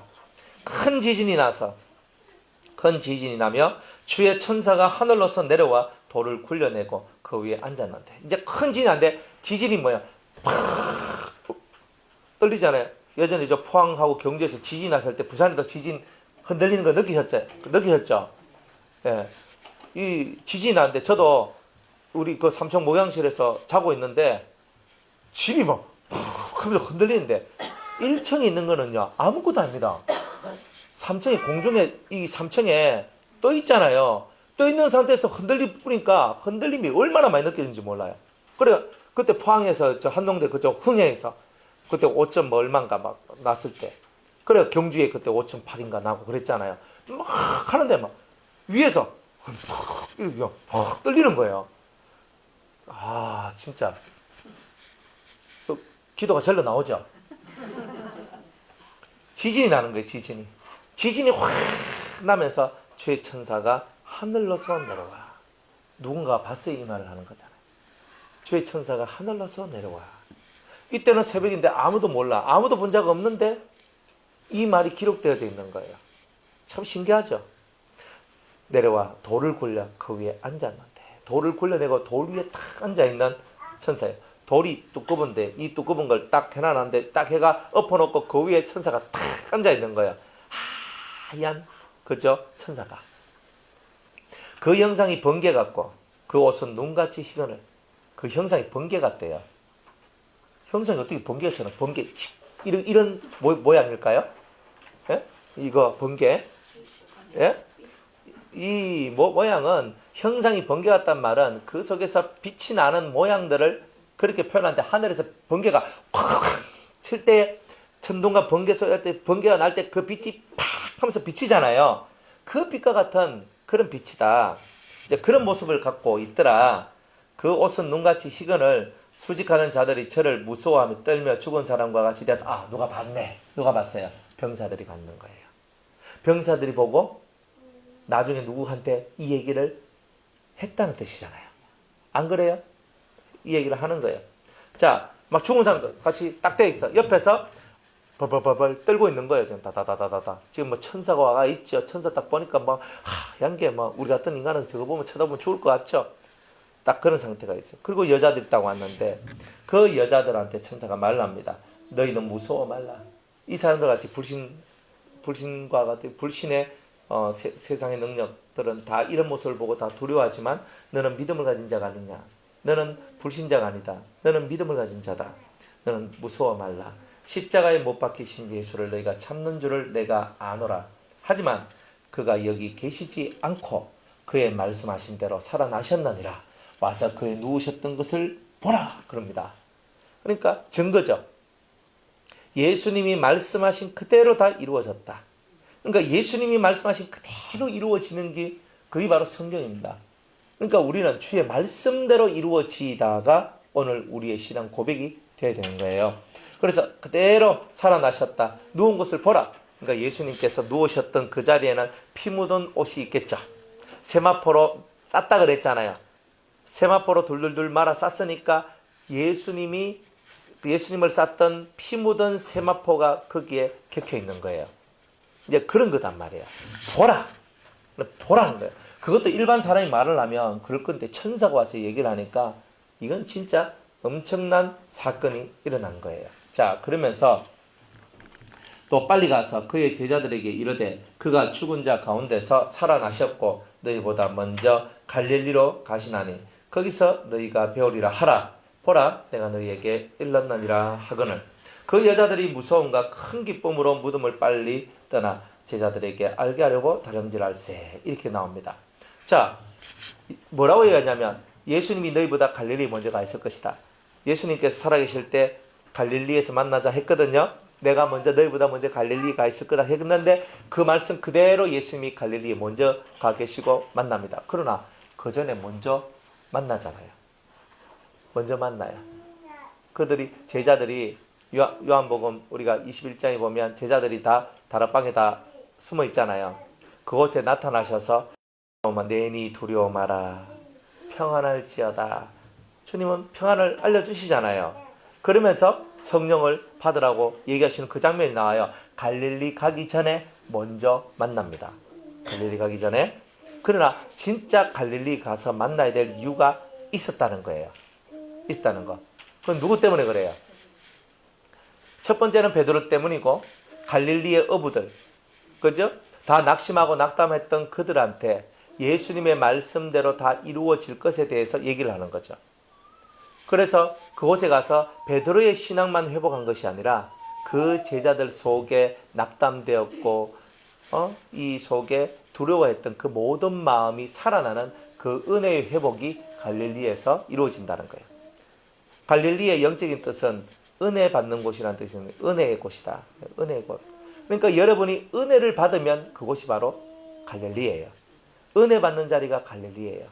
그러니까 예수님이 갈릴리 호숫가에서 베드로에게 말씀하시고 갈릴리에서 많은 영혼들에게 은혜의 말씀들을 전달해 주셨잖아요. 근데 이 갈릴리는 은혜의 장소입니다. 그러니까 우리들도 영적인 은혜의 장소 갈릴리가 우리한테는 꼭 있어야 된다는 거죠. 그래서 그런 갈릴리에서 다시 한 번 더 너희 신앙을 회복시켜 주겠다. 사람은요, 신앙이 올라갈 때도 있고 내려갈 때도 있어요. 그럼 올라갈 때는 문제 없어요. 올라갈 때는 좋아서 뭐 난리를 치거든요. 근데 내려올 때는요, 미끄럼들 더 빨리 내려오잖아요. 올라갈 때 힘들게 낑낑낑 올라가다가 내려올 때는 휙 내려오거든요. 안 그렇습니까? 옛날에 애들 저하고 비치 하는 데인가? 뭐 하여튼 그때 우리 그 교회 애들하고 같이 갔었어요. 그래서 가가지고 거기 뭐가 있냐면 이게 물 타고 이렇게 그 미끄럼틀처럼 물 타고 휘 내려온 거 있어요. 저는 그런 거 무서워서 못 하거든요. 생각으로 그런 거를 저는 별로 안 좋아해요. 근데 애들 눈치가 목사님도 타면 좋겠는데 해서 내한테 추파를 던지는 거예요. 그래 꼬맹이들도 막 그래가지고 이제 꼬맹이들하고 이제 올라가가지고 이제 같이 이제 하는데 위에서 올라가는 데는 막 힘들게 올라가요. 올라가가 쭉 올라가 저 위에 올라가거든요. 내는데 5초 만에 내려옵니다. 올라가는 것보다 막 얼마나 더 빨리 내려오는지. 진짜 요 5초 이거 5초 타려고 올라가가지고 니카나 또 올라가. 애들이 얼마나 체력이 좋은지 또 열심히 또 올라가서 또 미끄럼틀 타고 내려와야 돼요. 올라갈 때 좋지. 근데 내려올 때는 팍 내려오잖아요. 근데 아무리 내려와도 그 사람들한테 갈릴리의 경험이 있는 사람이 있어요. 주님과의 만남, 그리고 주님의 사랑을 받았던 그때. 그런 경험이 있는 사람들은 내가 막 미끄럼틀 타고 밑으로 확 내려서 땅바닥에 팍 머리가 해롱해롱 거리고 있는 그때에 주님이 얘기하는 겁니다. 내가 예전에 너를 만났던 그 갈릴리로 다시 오라. 이렇게 얘기해요. 야곱한테는 뭐라고 얘기해요? 베델로 다시 올라와라. 그렇게 말씀하시잖아요. 그래서 베델에서 처음 만났던 그 하나님을 만나기 위하여 베델의 하나님을 만나기 위하여 다시 두 번째 베델로 올라가요. 내가 처음 사랑을 잃어버리고 내가 낙담되고 낙심이 되어 있는 그때에 주님은 또다시 그 베델로 올라오라 한 것처럼 갈릴리에서 은혜 받았던 이들, 갈릴리에서 처음 주님을 만났던 그들이 또다시 그들은 주님을 만나러 그 갈릴리로 처음 은혜 받았던 그 장소로 가야만 했던 거예요. 그러니까 주님은 뭐냐면 처음 은혜 받았던 그 시절의 너의 심정으로 돌아가면 네가 산다는 거예요. 근데 처음 은혜 받았을 때 그 심정으로 안 돌아가면 다시 못 일어선단 말이에요. 처음 은혜 받을 때 기도 그냥 보통 했습니까? 주여 도와주세요. 뭐 이런 게 어디 있어요? 처음에 막 속에서 피가 나오더라 막 쥐야 하면서 막 밤이 막 기도하고 막 기도하잖아요. 뭐 안 해봤습니까? 그렇게 하잖아요. 찬송 부르면 눈물이 나고 기도해도 눈물이 나고 주의 은혜 생활에 눈물이 나고 십자가에 시옷이 나오는데 그럼 눈물이 툭툭툭툭 떨어져요. 주님. 이 속에 그 은혜 때는 어떻게 살았는지 그냥 발바닥이 땅에 붙어 있는 것 같지도 않게 살았거든요. 그런데 이제 시간이 지나서 이제 신앙도 장성하고 뭐 이제는 좀 뭐 괜찮다 싶었는데 발바닥이 땅에 붙어서 무거워. 안 그래요? 그걸 왜 그럴까? 아니 옛날에는 그냥 붕붕붕 뛰는데 몸무게는 그래도 붕붕붕 뛰는데 지금은요 발바닥이 땅에 딱 붙어가지고 탁 해도 이게 안 떨어져 무거워가 탁 이래 가는 거예요. 왜 그럴까? 왜 우리 신앙이 그럴까? 그 이유는 그 처음 그 은혜가 우리 속에서 상실되었기 때문에 그런 것이란 거예요. 그리고 주님은 다 알아요. 우리 이 제자들을 회복시키기 위하여서 너가 처음 은혜 받았던 그 갈릴리 그 은혜로 너는 다시 은혜를 다시 회복하기 위해서 그 은혜의 자리로 다시 와라. 여기서는 은혜 자리로 온 거지만 우리의 심령은 그때의 그것을 회상을 해야 돼요. 그때 그 은혜 받았던 그때 생각하면 그 마음을 갖고 하나 앞에 확 기도해야 되는 거예요. 옛날에 내가 3시간 기도했으면 지금은 6시간 기도하고, 옛날에 내가 3시간 성경 봤으면 지금 6시간 성경 읽고, 이런 식으로 가는 거예요.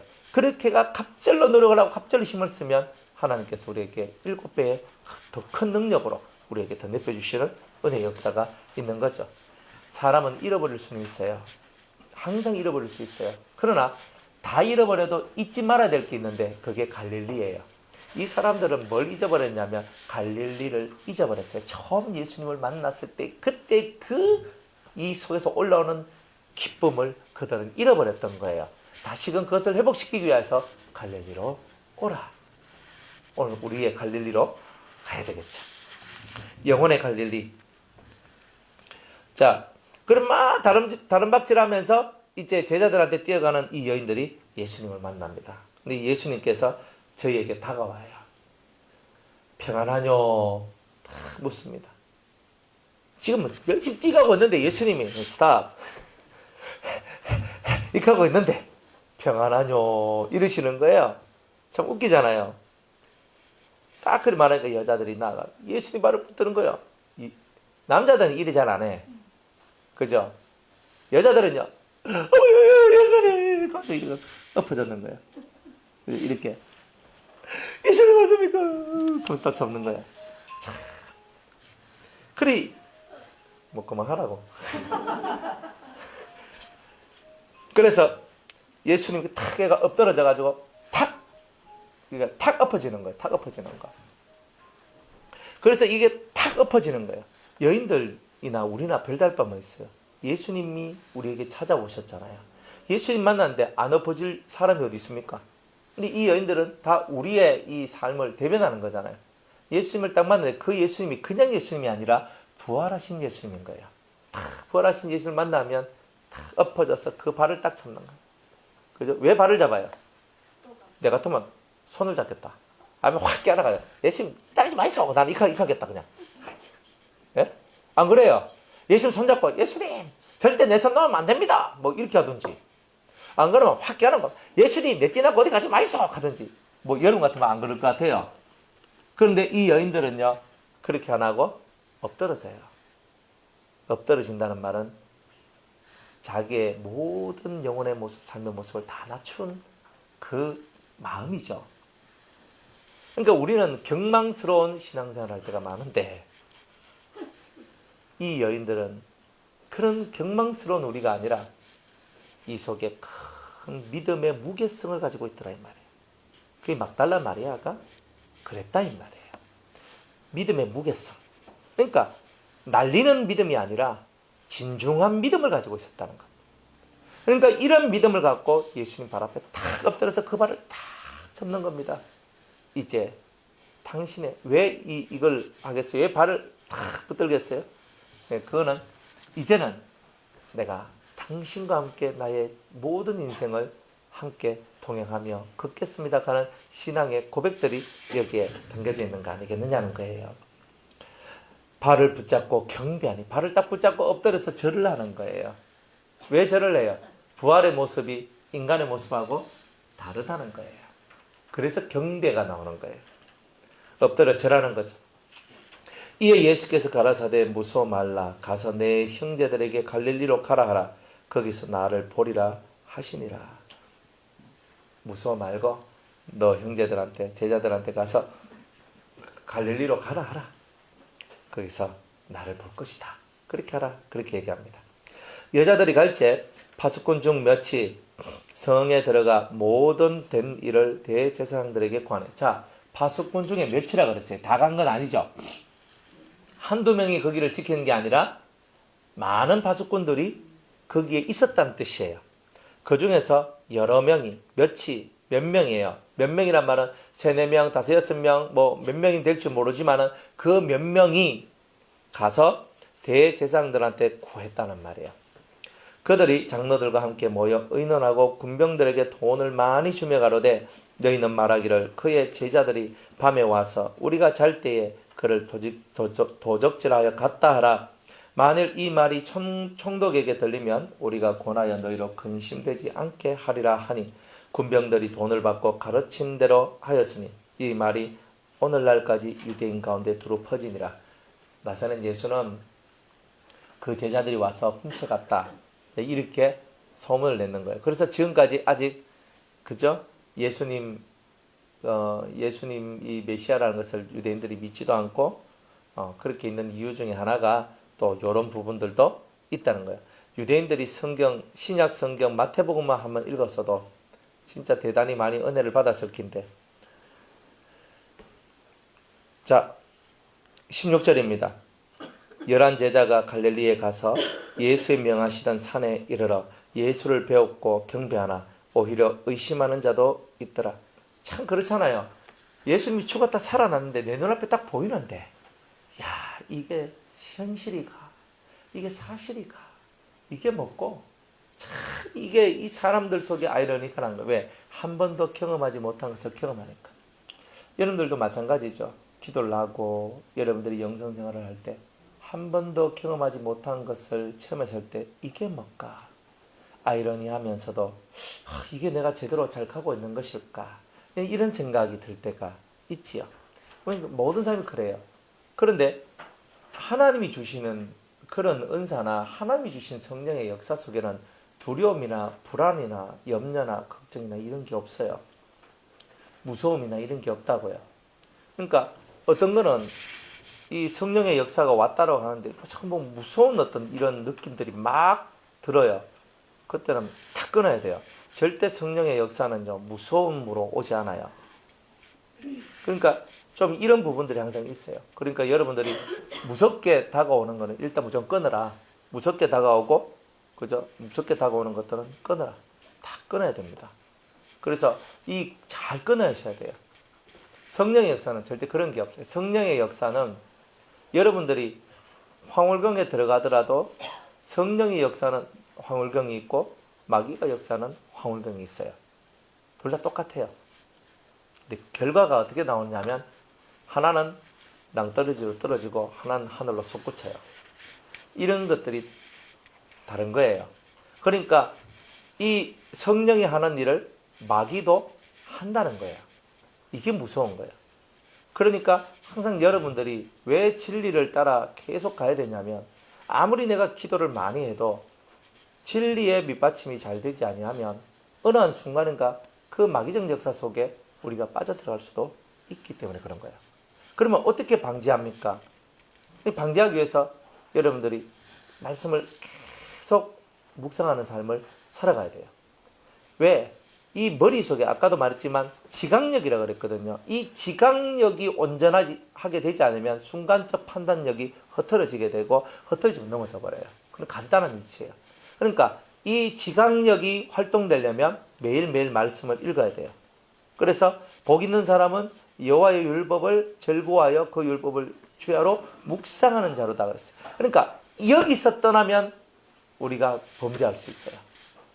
여기서 떠나면 미끄러질 수 있어요. 그러니까 매일매일 하나님 말씀을 묵상하는 삶이 사실은 우리를 죄악에 넘어지지 않도록 만들어내는 대단히 중요한 길이라는 거예요. 그래서 여러분들이 하나님 말씀을 묵상하세요. 그러면 오늘 내가 하나님 말씀을 읽고 묵상하면서 하나님이 깨닫게 해주시는 그 깨달음을 갖고 있을 때 마귀가 우리를 침범하겠느냐는 거예요. 말씀이 우리를 지키고 있는데. 말씀이 우리를 지키는 보호막과 같은 거예요. 이 진리가. 그런 말씀을 갖고 깨달음을 갖고 있는 자들 옆에는 천사들이 훨씬 더 많이 와요. 그러니까 이런 보호막은 오직 진리를 깨닫고 그 진리 안에 있는 생명을 가슴에 품는 자만이 그렇게 보호를 받는 거예요. 다윗이 하나님 앞에 보호를 받은 이유가 뭐예요? 그 속에 진리가 있었거든요. 말씀이 있었어요. 요셉이 왜 보호를 받았어요? 여호와를 경외하잖아요. 하나님 말씀이 있는 거예요. 그 말씀을 지켜나가는 거예요. 그러니까 우리의 모든 지킴은 하나님 말씀을 알고 그것을 지켜나갈 때에 저절로 보호가 되는 은혜가 나옵니다. 왜? 만약 진리를 가진 내가 침을 받는다는 것은 하나님을 대적하고 하나님을 치는 것과 똑같은 거예요. 하나님 말씀이니까. 그러니까 하나님이 자기를 보호하는 것처럼 우리를 보호해 주신다는 거예요. 그러니까 우리를 눈동자같이 보호하시고 그러잖아요. 왜요? 그러니까 하잖아요. 눈동자를 누가 보호해요? 예? 눈꺼풀이 하잖아요. 그죠? 이거 툭 하면 깜짝 손 이렇게 올라갑니까? 손이 올라가기도 전에 이래 되잖아요. 이렇게. 이만큼 빠르게 하나님께서 눈동자같이 보호하신다는 거예요. 예? 이해가요? 눈동자같이 보호한다는 게 뭔 말인지 또 몰랐네. 아, 눈동자같이 보호하신다고. 예. 그러니까 이게 하면 옆 사람 익혀봐요 그냥. 그러면요 순식간에 이게 차단이 탁 눈 셨다가 내려오면서 탁 하면서 딱 되죠. 그런 것처럼 우리들도 하나님이 그토록 위급한 상황이 오더라도 하나님이 탁 막아준다. 그게 눈동자같이 보호하신다. 그러니까 여러분들이 눈동자같이 보호하는 이 보호막이 여러분들한테 들어오면 위급한 상황에서 탁 막아주고 탁 막아줘요. 그래서 내가 깃길로 갈락하면 탁 막아줘요. 내가 이쪽 셀락하면 탁 막아줘요. 그러니까 이게 은혜란 말이에요. 근데 어떤 사람한테 그게 오느냐면 주야로 하나님 말씀을 묵상하는 자들한테 온다는 거예요. 그러니까 아무리 바빠도 내 살 길은 열어놔야 되죠. 아무리 힘들어도 내 살 길은 열어놔야 돼요. 그게 뭐냐? 여호와의 말씀을 묵상하는 거예요. 주야로 묵상하는 자가 복이 있는 거예요. 그러니까 하나님의 말씀을 가까이 하고 한 장이라도 성경을 읽고 조용히 하나님의 뜻이 뭔가, 이 성경의 뜻이 뭔가 이걸 묵상하는 삶은 지극히 올바른 삶이에요. 그것이 무너지니까 죄가 자꾸 역동하고 더 발전되고 더 늘어나게 되는 일들이 나오게 되더라는 거예요. 자, 오히려 의심하는 자도 있도다. 의심하는 자들이 있는데 왜 의심하냐? 의심한다는 말은 뭐냐면 너무나 인생 속에서 일어날 수 없는 일이 일어났으니까 의심도 나오는 거예요. 하지만 주님이 원하는 건 뭐예요? 다 의심했다. 정말 이거는 예수님의 말씀을 믿지 않았다는 뜻이잖아요. 그리고 우리가 하나님 앞에 부끄러움을 당하지 않으려면 이 하나님께서 우리에게 주신 이 말씀들을 믿는 믿음을 가져야 우리는 부끄러움을 가지지 않는다는 거예요. 자, 예수께서 예수를 배웠고 경배하나 오히려 의심하는 자도 있더라.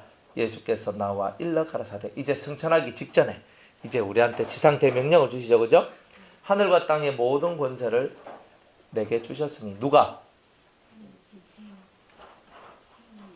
예수께서 나와 가라사대 하늘과 땅의 모든 권세를 내게 주셨으니 예수님이 하늘과 땅의 모든 권세를 가졌대요. 그러면 내게 주셨으니 했으니까 준 자가 있어요. 여호와 하나님이 예수님한테 하늘과 땅의 모든 권세를 주셨다는 말이에요. 그러면 하나님이 더 커요? 예수님이 더 커요? 그거예요. 그러니까 여러분 이게 너무 여러분들이 순서는 정확해야 돼요. 무조건 하나님은 1번이에요. 무조건 하나님 1번이에요. 네, 2번은 예수님이에요. 그 다음에 우리예요. 이게 순서예요. 근데 그 순서 어긋나면 안 됩니다. 그러니까 정확하게 여러분들 순서는 가지고 계셔야 된다. 그러니까 예수님은 아들이에요. 하나님으로부터 나신 분이다. 그런 거야. 하나님은 누구에 의해서도 나지 않는 유일하신 하나님이다. 성경도 하나님을 향하여서 유일하신 하나님이라고 하지요. 정확해야 돼요. 성경대로, 말씀대로, 그대로.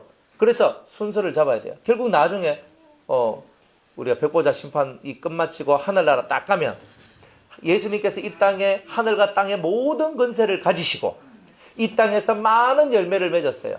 14만 4천 명의 그리스도께 붙은 자들, 신부들, 그리고 순교자들, 그리고 많은 수많은 성도라는 열매를 하나님 앞에 탁 가져와서 아버지여, 아버지께서 저에게 하늘과 땅의 모든 권세를 주셔서 일궈놓은 열매들입니다. 받으소서 하면서 예수님이 이 모든 성도들을 하나님께 쫙 바치는 거예요. 그러면 하나님 탁 앉아 계셔가지고 탁 좋다. 하나님 좋아하시는 거예요. 그러면서 백보자 심판 때 이 성도들한테 이제 상급들이 막 주어지잖아요.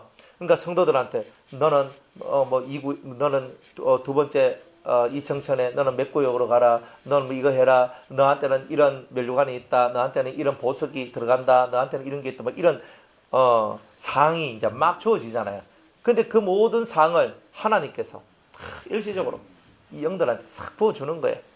그러니까 하나님의 위력은요, 이 전능자라고 말을 하고, 그리고 우리가 말하는 조물주, 창조주라고 말하는 이거는요, 우리는 가히 상상할 수 없는 권능이에요. 그러니까 그 하나님을 만홀히 여기지 마라 그러잖아요. 근데 그 하나님 너무 위대해요. 근데 우리 같은 죄인들은 그분 앞에 설 자격도 없는 거라.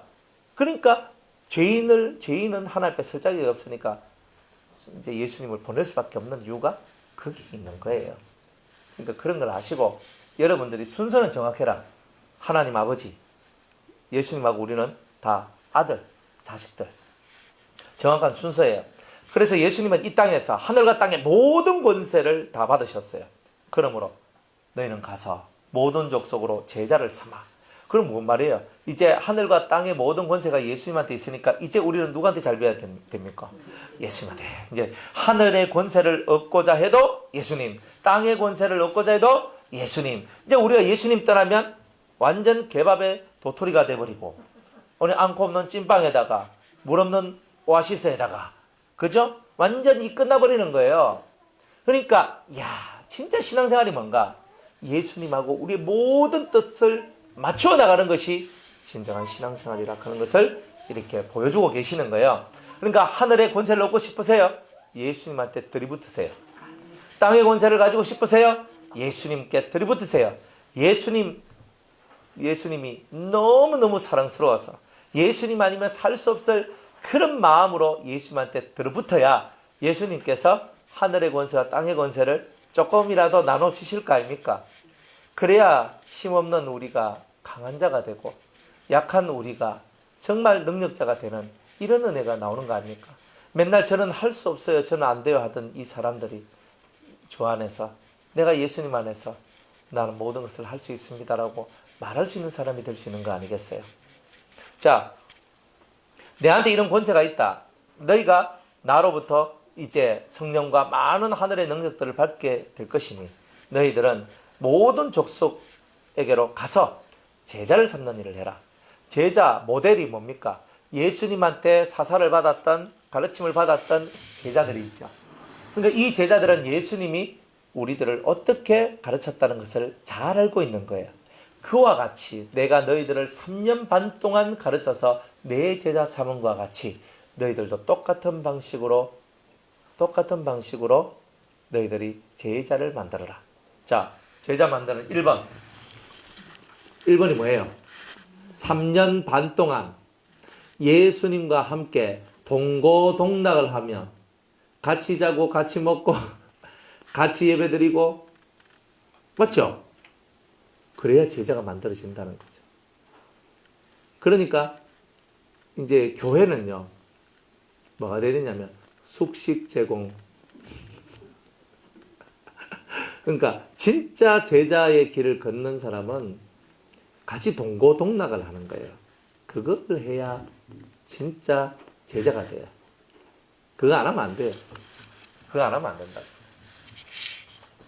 그래서 제자 삼는 원칙은 그래요. 1번은 뭐냐? 같이 먹고 같이 마시고 이제 그렇게 하는 거예요. 그걸 보고 요즘 말로는 공동체 생활을 한다면 이렇게 하는 거예요. 요즘 뭐 바깥에 나가서 잘 수는 없잖아요. 그죠? 그러니까 지금은 그런 것을 보고 공동체 생활이다 이렇게 얘기를 하는 거예요. 어쨌든 제자를 삼아. 그러면 여러분의 생활 습관 하나하나가 다 보입니다. 우리도 공동체 생활을 하잖아요. 처음에는 다 예쁘게 보이고 멋있게 보이고 괜찮게 보이는데 한 3년쯤 살다 보면 밑창이 다 보입니다. 그러니까 지금은 이제 다들 좋은 모습만 보이잖아요. 집에 가면 어때요? 싹 풀어지잖아요. 안 그래요? 그런 것처럼 이 공동체 생활을 하면요. 처음에는 아이고 권사님 뭐 저거 막 너무 멋지게 보이시고 너무 좋게 보이시고 뭐 어찌고 저찌고 하는데 공동체 생활하면 성질 다 드러납니다. 막 뒤에서 쏙닥쏙닥 하는 것도 다 알고요. 뭐 해코지 하는 거, 뭐 어떤 생활 습관, 말의 습관, 손의 습관, 발의 습관, 눈짓하는 습관 다 보입니다. 대단하죠? 진짜 이렇게 해야 그러면 연단이 어느 정도 연단이 되냐면 당신은 눈짓을 그렇게 하지 마시오. 당신은 왜 예배 드릴 때 왜 그런 자세로 하시오? 아니면 그런 것부터 시작을 해가지고 하나하나를 다 건드려요. 그러면 여러분들이 진짜 겸손이 낮아진 마음이 아니면 못 견딘다는 뜻이에요. 그게 제자 되는 길이거든요. 하나하나 다 건드리는 거예요. 이거는 이럴 때는 이렇게 하시고 저럴 때는 저렇게 하시고 요건 요렇게 하시고 저건 저렇게 하시고 막 누가 그걸 다 견뎌내겠어요? 사실 힘듭니다. 정말 힘들어요. 근데 그런 것들이 지나가야 여러분의 생활 습관이 사실은 바뀌어 나가는 겁니다. 그래도 안 되는 게 많은데요. 왜? 배째락하면 안 되거든요. 아, 이거 뭐 하겠습니다. 나 뭐 하겠습니다. 배째락 하면서 막 이렇게. 그러면, 진짜 제일 감당이 안 되는 사람들이 그런 사람이거든요. 우리 여러분들이 그런 것을 알고, 진정한 제자는요, 함께 들어누워 봐야 아는 거예요. 함께 밥 먹고 함께 한 달이라도 한번 살아봐요. 그 옛날에 우리 수도원에서 이제 100일 합숙을 할 때가 있었거든요. 그러니까 우린 2층이 다 생활관이에요. 다 집인데 맨날 저 집에 들어가서 안 나오고 막 이러니까. 그래 이제 우리 원장님이 다 내려와. 그래가 딱 내려와가지고 막 온 성도들이 한 60명, 그때는 한 60명, 그 일정 소성전에 그냥 의자 다 치우고 거기서 다 엎어 다 잤네. 다 잤어요, 밤에. 그리고 저는 이제 강당 위에서 잤거든요. 그리고 강당 위에서 잤거든. 그래, 자고 하는데, 이야, 같이 자보이. 이 사람들 잠버릇부터 다 알게 되고. 딱 자니까, 어떤 집사님은요, 코를 고는데 완전 대포야. 한쪽에는 대포를 쏘고, 한쪽에는 따발총을 쏘고, 막, 와, 잠을 못 자겠어. 그런데, 그것들을 100일 동안 하니까, 대포 소리가 자장가로 들리고, 따발총이 은혜의 소리로 들리고, 잘 잡니다. 그러니까, 그런 삶을 사는 거예요. 그러니까, 사람들의 생활 습관이나 사람들의 모습이나 이런 것들을 보면서 이해가 되고, 아니면 내가 맞춰 들어가고, 여러분들 코 고는 사람 옆에 저는 엄청 예민한 사람이거든요. 예민해가지고 저는 자다가 옆에서 푸시락거리면요 잠이 탁 깨요. 딱 그 정도로 예민해요. 그 정도로 딱 예민을 하는데 코 고른다. 이거는 감당이 안 되는 거예요. 저는 그거 감당 못 하거든요. 그런데 감당이 됐습니까? 이제 100일 합숙 그럼 딱 자는 거예요. 코 고니까 나는 막 그 처음에는요 귀를 막았어요. 귀를 이렇게 막고 했는데도 안 돼. 왜? 대포 소리가 귀 막는다고 이게 안 들립니까? 다 들려요. 그런데 세월이 한 달 지나고 2달 지나니까 다 익숙해지니까 다 된다는 거예요. 훈련이 안 돼서 그거 하는 거지. 같이 처박아 놓고 같이 굴리면 다 돌아간다는 뜻이에요. 그런데 사람들은 내 스타일에 돼. 저는 침대 아니면 못 잡니다. 놀고 있어요. 침대 아니면 뭘 못 자. 침대 다 빼! 하면서 다 빼야 돼요. 어디서 침대에 자요? 그런 거 없어요. 우리 수도원에서 침대에서 자는 분은 딱 한 번밖에 없어요. 그거는 장애인. 앉았다 일어서는 게 너무 불편해서 침대에서 이렇게 해서 휠체어 타고 이렇게 하는 그분 빼놔놓고는 절대 침대에서 못 잡니다. 그죠? 침대 생활하시는 분들 수도원에 와서 생활하라 하면 못 삽니다. 혹시 침대방 있습니까? 그거는 없어요. 그런 건 없다. 그래, 어떤 분이 침대, 킹 사이즈로 해가 침대를 한 개 들랐는데, 결국 다 뺐어. 안 돼요. 그런 건 없는 거야. 그러니까 다 똑같이, 다 방바닥에 덩더리 붙이고, 그렇게 살아라. 그렇게 사는 거야, 다. 나는 못합니다. 못하는 게 뭐 있어요? 저는 원래 매운 걸 잘 못 먹거든요. 저는 매운 걸, 일단 매운 게 딱 들어가면 딸꾹질해요. 딸꾹. 그리고 두 번째, 막 땀이 비 오듯이 확 내려요. 그러니까 저는요, 매운 걸 너무너무 싫어했어요. 근데 우리 원장님이 너무 매운 걸 좋아해요. 그러니까, 옆에서 밥을 먹으면은, 매운 거 전 젓가락에 안 가거든요. 먹으라 그러는 거예요. 안 먹겠다고. 먹는 자유를 주시라고. 나는, 아니요. 탁 해가 입에 딱 쑤셔 넣어요. 그리고 한 번씩, 2번씩, 3번씩 하면 머리 막 땀을 뻘뻘 흘리면서 이제 먹었거든요. 이제 청년 때부터. 하다 보니까 지금은요.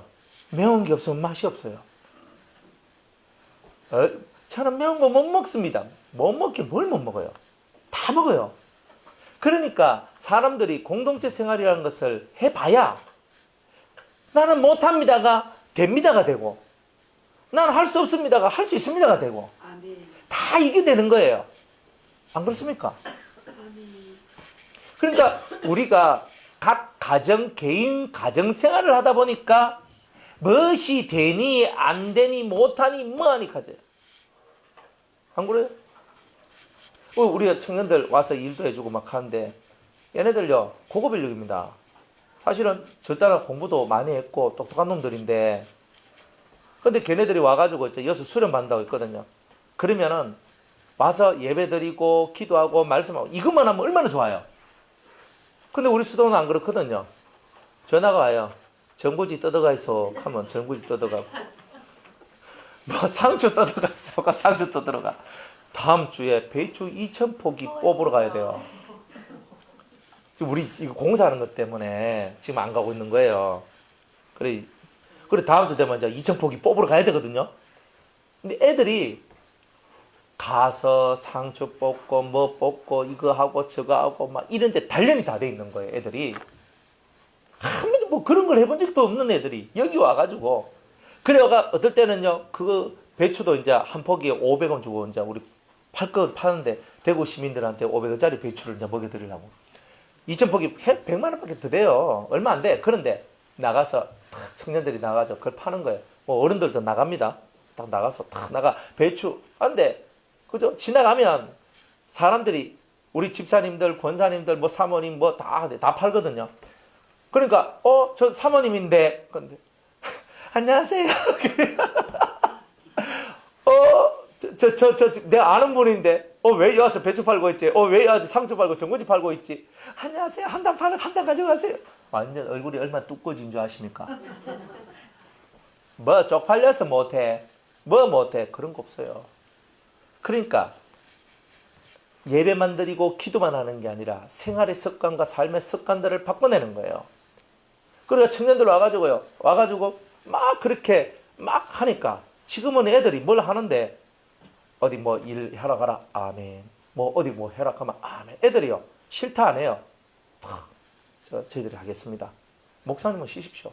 이래 얘기해요. 그러면서 뭐 이렇게 하는 거야. 훈련을 애들이 받아놓으니까 어떤 일에 대한 두려움들이 애들이 없는 거예요. 시키면 다 하는 거예요. 몰라서 못 하는 거지. 시키면 다 해요. 요건 요렇게 하고 요건 요렇게 해라 하면 그대로 해요. 처음엔 그래도 하다 보면 이제 뭐 실력이 늘어가 잘하잖아요. 그러니까 공동체 생활을 하다 보니까 저거 집에서 살던 그 삶을 살면 안 되는 거예요. 그러니까 진정한 제자 훈련은 예배만 드리는 게 제자 훈련이 아니에요. 그러니까 우리도 나중에 이제 변화사는 이 공동체가 만약 시작되고 누가 또 은혜롭게 저 뭐 기장 가서 미역 키워낙하고 하면 또 미역 들고 오고 그죠? 저서 꼬막 들고 오락 하면 하고 뭐 거제도에 가가지고 뭐 들고 오락 하면 들고 오고 진짜 우리 이렇게 살거든요. 우리 권사님 저 언니가 그 마트에서 생선 그 파트를 맡아서 해요. 생선도 기한이 이제 되면은 못 팔아요.